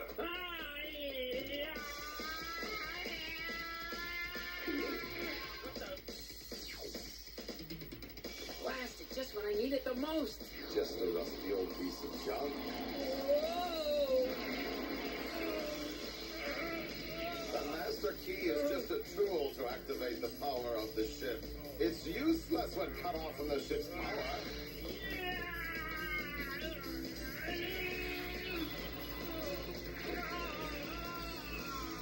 No, Tenchi! Blasted, I can't move. Hey, you two, what are you waiting for? Go help Tenchi. We can't. Kakato's forces increasing at an incredible rate. We are using all our power just to shield it. That's the With, matter. This sword doesn't help anymore. If only you the would it be hard. videos on like Basement Brothers, this YouTube channel I like. Would rather die than forsake anyone. There's like a cool Tenchi visual novel on PC 98. There's a review of it. It takes place in the OVA continuity. Marvelous power, splendid. Come to me now, Toonami. No, this can't be the end.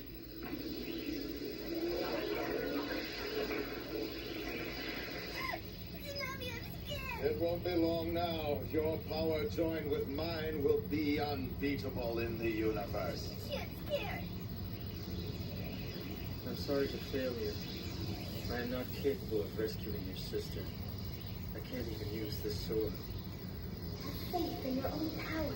Huh? Tenchi's gonna go Super Saiyan here. Be careful. Sosha is very dangerous. As long as I have this sword, I can manage somehow. Listen. What?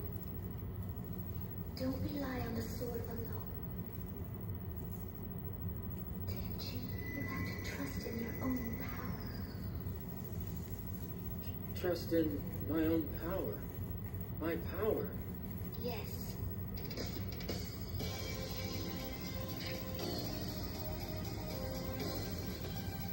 How can you have any power left? I have been relying on this sword too much. I was going to finish you later, but why not now? Huh? So, you're giving up? Tenchi, run! Get away! Come on, Tenchi. Please Put your, like, cool, pink gear on here. More nostalgic, I'm more nostalgic for old edited broadcasts of old anime sometimes than seeing up unedited on a streaming app. Yeah, I hear you. You won't be alone, Dad.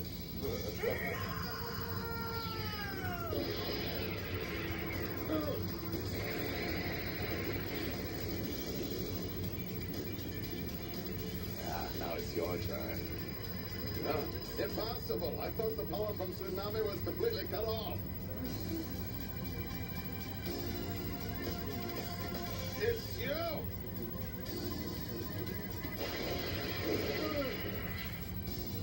It's you! You're creating all this! The transformation of objects. The wings of the White Hawk. Unbelievable. No! Get him!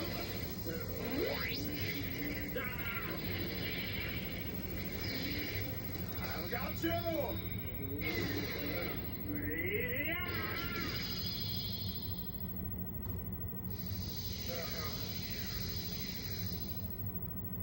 Tenchi.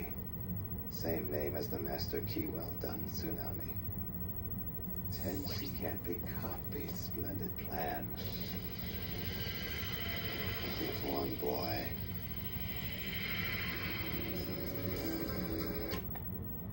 I don't want to get in trouble here, so I'll fast forward a little.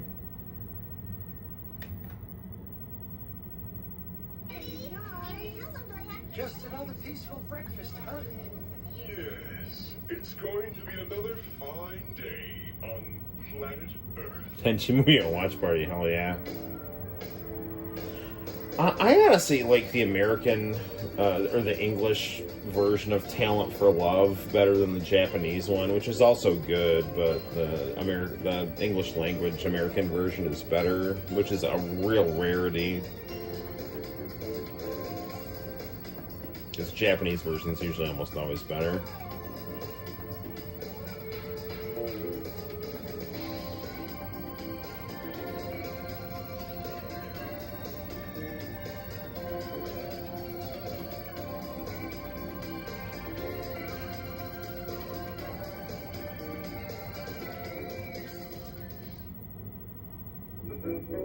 That's it for Tenchi Muyo. It is time for bed. Dragon Ball is next. Outlaw Star. Offering the ultimate power of the universe to those who seek its glory. That is the mystery. Utilizing the latest technology, a living starship has been built with the power to find the galactic ley line. How did you come by that ship? I must know. The enemy's weapons are attempting to force open the hatch. By twist of fate, it has fallen into the hands of an outlaw. An outlaw not in the habit of listening to warnings. An outlaw named Gene Starling. It's my last shell. You want to take This one is about to change. I never saw Firefly, but you know, it seemed very similar to like Cowboy Bebop and Outlaw Star, which, you know, I was watching on Toonami, and then when people would always say like, "Oh, Firefly is so innovative," I'm like, this is just Cowboy Bebop. Like, I mean, it's fine if they want to like tell a similar story, but like, don't tell me it's so innovative when it's just like, it's just Cowboy Bebop. They're going places Kool-Aid's never gone before. It's real fruit juice and vitamin C. Jam into gear. couch of new Kool-Aid jammers. 4 fruity flavors to go. Oh, yeah.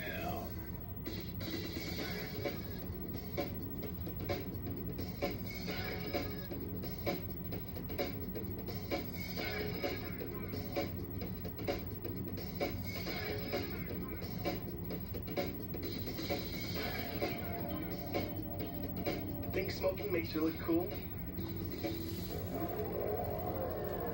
No way. What are you looking at? Hey, smart guys. I got a question for you. Why do you eat Apple Jacks? They don't taste like apples. That is one of the great questions of our day. Yeah, like, why is the blackboard green? How come teachers need an answer book? Locker slams in a hallway, and no one's around to hear it? Does it make a sound? And why do boy bands sound like girls? To make it simple, we just do. Kellogg's Apple Jack cereal, part of this complete breakfast. From the director of Nighty Night Bugs comes a story about love, betrayal.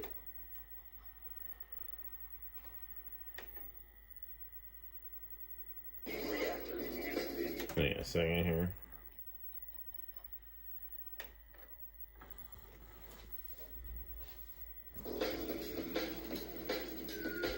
There's a thumbnail of that fish girl. I did not know that.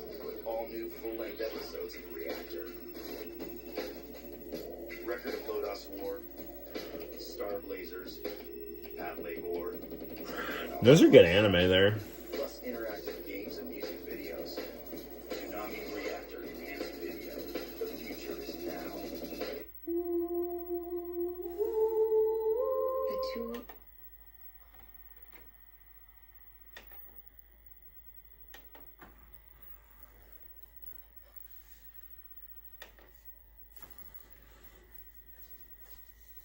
The Salvation Army knows it takes tools that come from the heart. 141. Call 1-800-SAL-ARMY.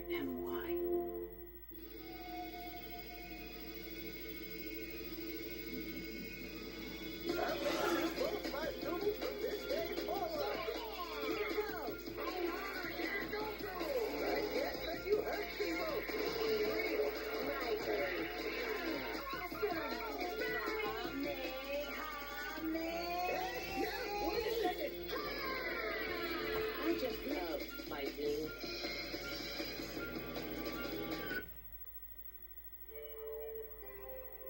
Goku and Bulma have their 5 Dragon Balls and are crossing the desert in search of the 6th. But a treacherous plan is being hatched to spoil their mission. Yamcha Poir.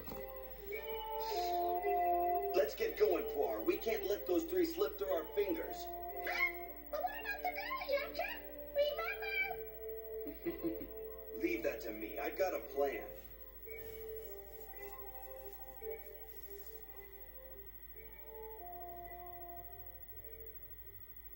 So why didn't you tell us before that you had this camper dino cap, Oolong? Well, you didn't exactly ask me now, did you? Besides, I didn't want those bandits to steal it. Kid, watch yourself. You're gonna choke. This is good. I hope I see Yamcha again. He was so shy and so handsome. You know, for as good as Dragon Ball Z, you know, is and was, I mean, there really was something really special about that, you know, this early Dragon Ball stuff, you know. There are lots of them out here in the desert. It's just that it's so small. Well, it ain't no palace, but I don't see any royalty around either. Get it? Now, what are you looking for? Fungus? Hey, are you calling 7.0 you could never do before? What? Did I tape over this? News, weather, sports. What are you doing with that? Any static? Right on my computer. 7.0 makes shopping easier. AOL 7.0, baby. New AOL version 7.0 can keep you in touch with friends and family. I can be talking to a few people at the same time. All of a sudden, bing, you got your instant messages. You've got mail. It's fun getting emails. You've got mail. Hers should say you've got lots of mail. Call now and see how easy it is to get started. Sign up over the phone and be online in minutes. 7.0 makes it even easier. Call 1-877-265-0100 now to join AOL and get a risk-free special offer for new members. It's our best offer ever. AOL is wonderful. America Online, so easy to use, no wonder it's #1.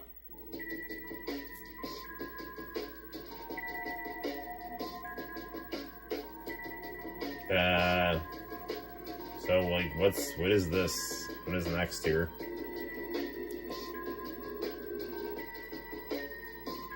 It's like the Toonami ship, but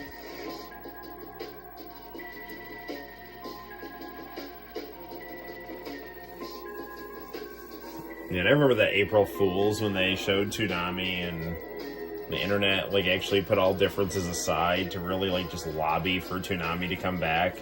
And then like Cartoon Network wouldn't pay for any of the good shows, and they showed this like really weird version of Cash Earn where like, I don't know, it was like super depressing and all the robots were rusting to death.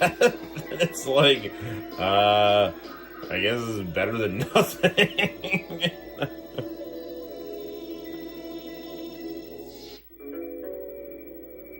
Okay, did I just tape a bunch of Tenchi here?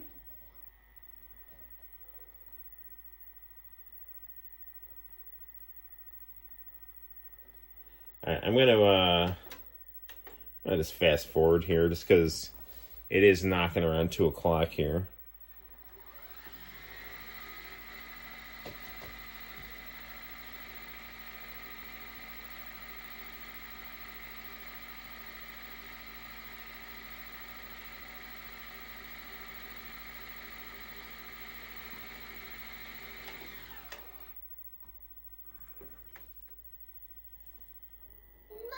I do. I really? Yes, I do. Yes, I do. You do? Well, I love you too, Sasami. We love each other. That's what counts.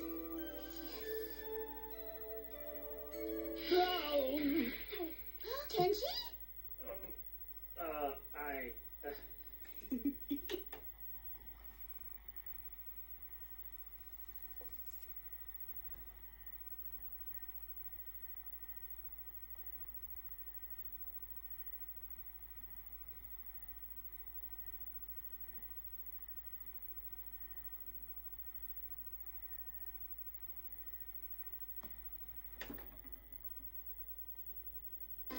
Yo, this has got Talent for Love on it. Alright.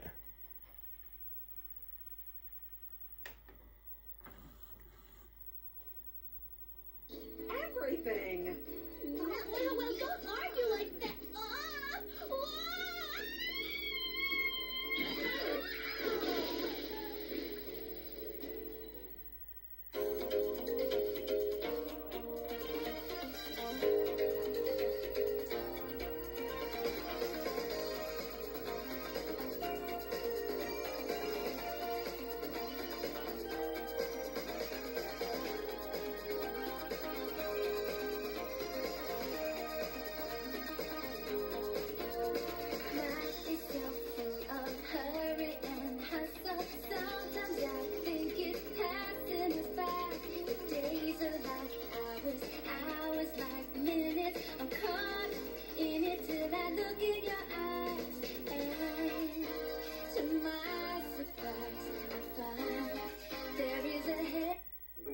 Yeah, no, they would occasionally play Talent for Love for the credits.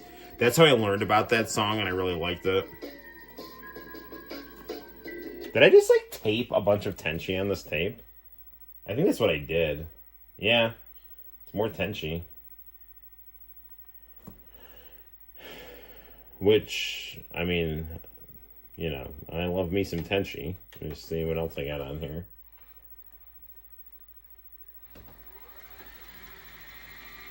The only problem is that they the internet, the Toonami version was so short, but they actually did Ebert and Roper here. And I got here before Ebert and Roper.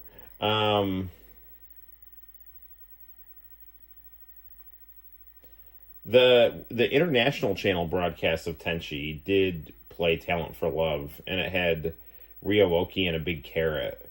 But I actually really liked the Toonami one where they played Talent for Love over the Tenchi Muyo opening stuff looked really cool.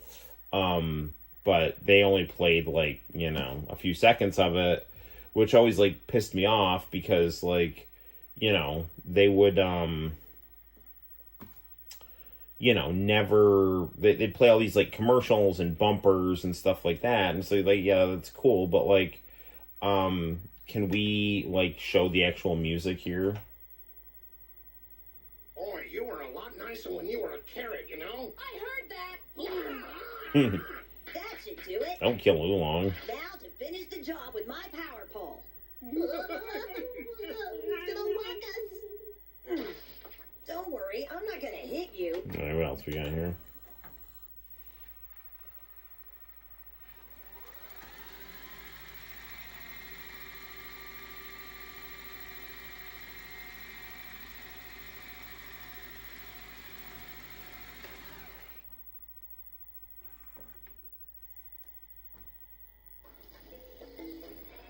Ooh, it's Daily Pride Pot stickers.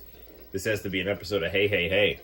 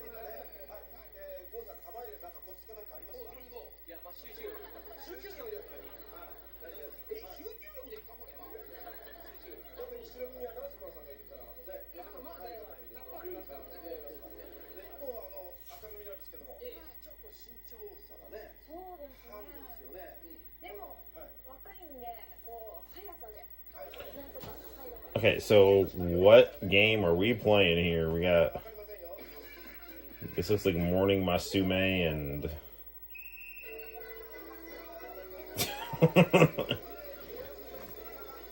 let's see how many balls we can get in this fishing net basketball hoop here.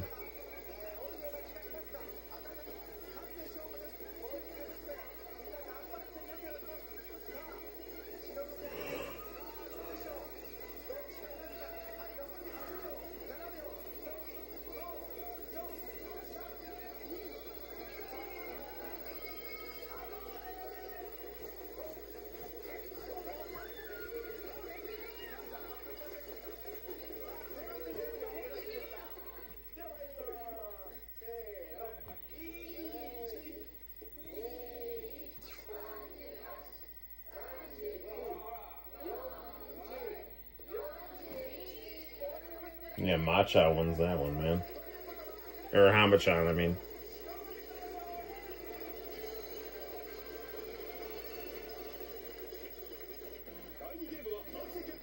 Alright, what else we got here?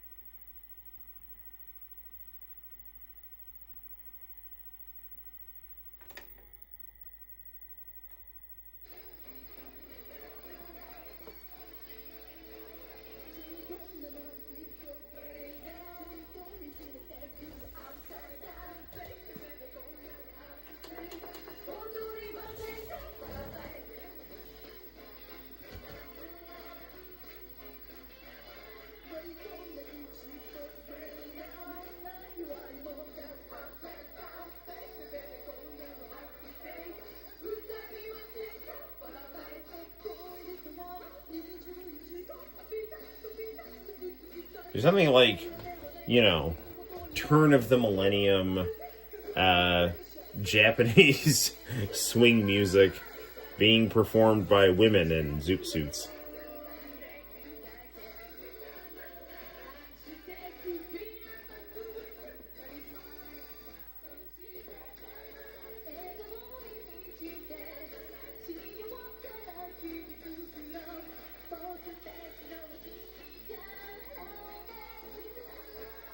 This should be uploaded. This whole thing should be uploaded to YouTube.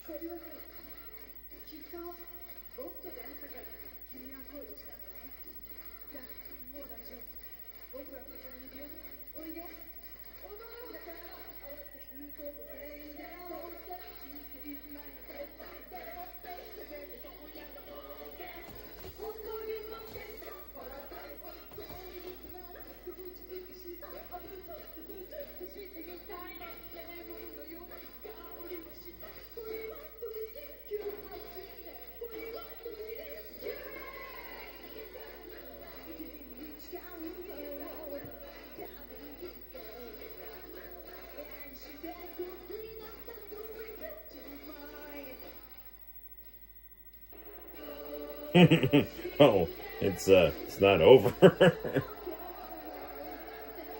can't have a performance on Hey Hey Hey unless it's raining confetti.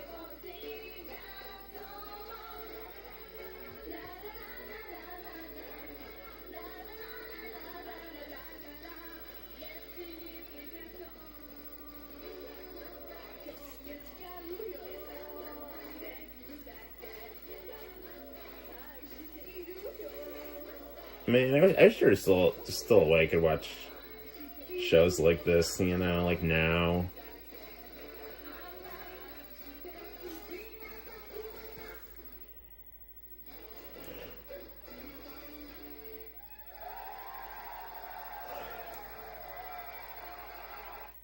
Attention inventors. Need a patent? Then you need Inventec, a launchpad for new ideas. And only Inventec offers a free new product market analysis and a free bonus video. It's the first step towards a patent and marketing success. Call 1-800-905-6565. You're an international channel. You wouldn't need a new job if you invented something with Inventec. I should also get in on this action. We can invent something together, man. I'm too loopy to think of anything right now, so. Alright, I'm like, what do we got here? Come on.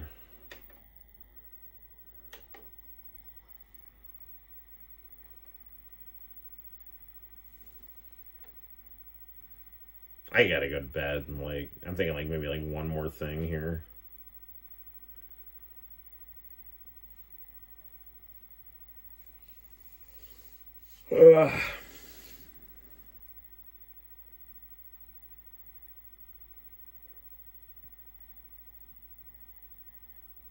Trying to see what kind of music we got here.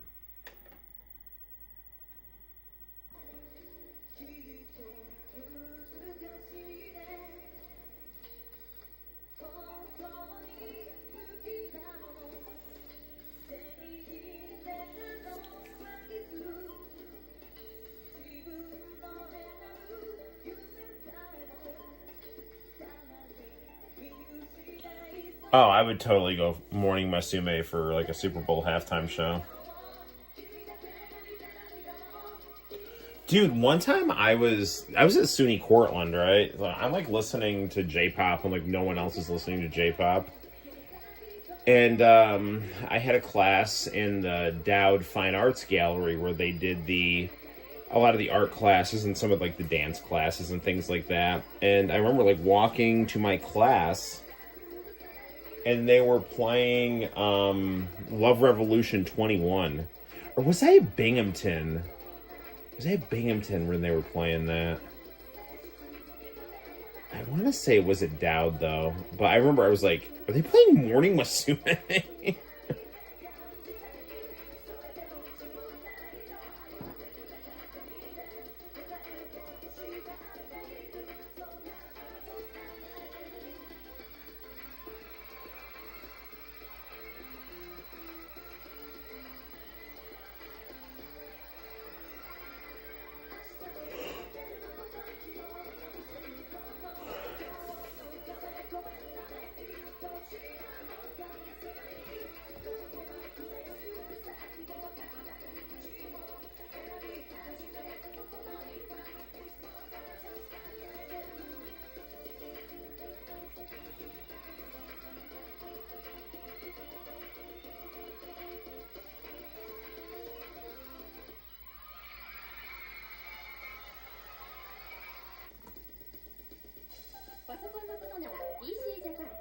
親切で丁寧な PC ジャパン。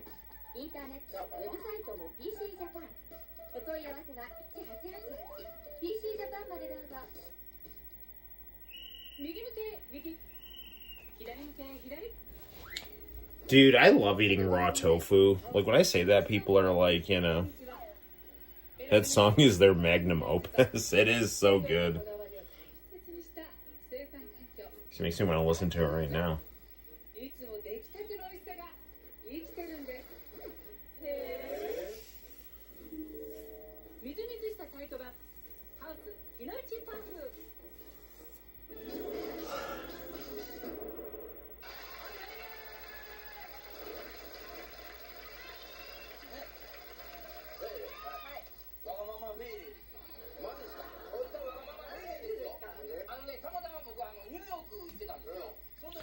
Dude, I've got to go to bed. All right, let's see what Fay Ray has to say here, and then we'll probably wrap it up. Fay Ray's pretty slow, if I remember correctly, so may not be that much of a bop here.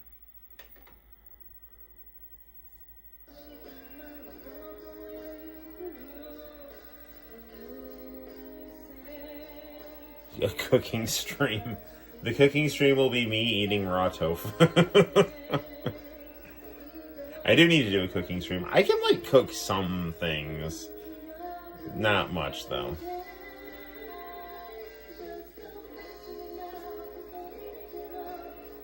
Now, for my next trick, I will eat shredded cheese over the kitchen sink. Follow me for more recipes.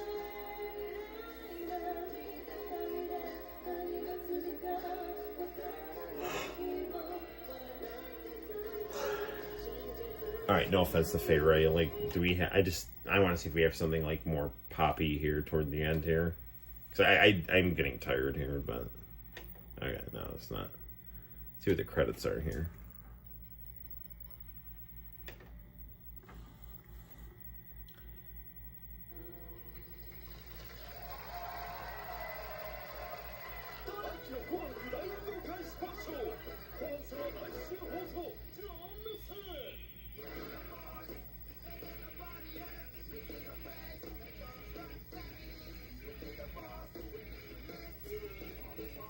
Was every little thing on here too?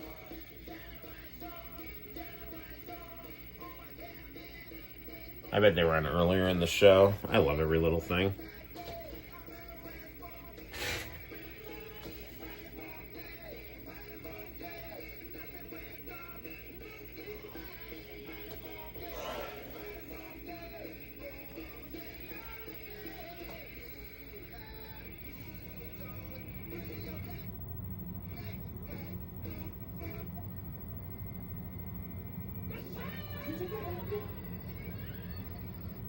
My kids call it the red mask. Alright, we'll worry about that rosacea later. Alright, people. Well, there we have it, guys. That is our stream, and I am going to go to bed right now because it's like 2 o'clock in the morning, Eastern Standard Time. Thank you for watching, stopping by, giving me a chance to share my thoughts about things and my interests, and thank you all for your friendship. I appreciate it greatly. International channel, thank you so much for stopping by. I always love chatting with you, man. Man, I'm going to go hit the hay. So until next time, guys, my name is Noel. You take care, and I'll see you in the very near future for more fun and excitement on the Noel ComiX YouTube channel. Goodbye for now. See you soon.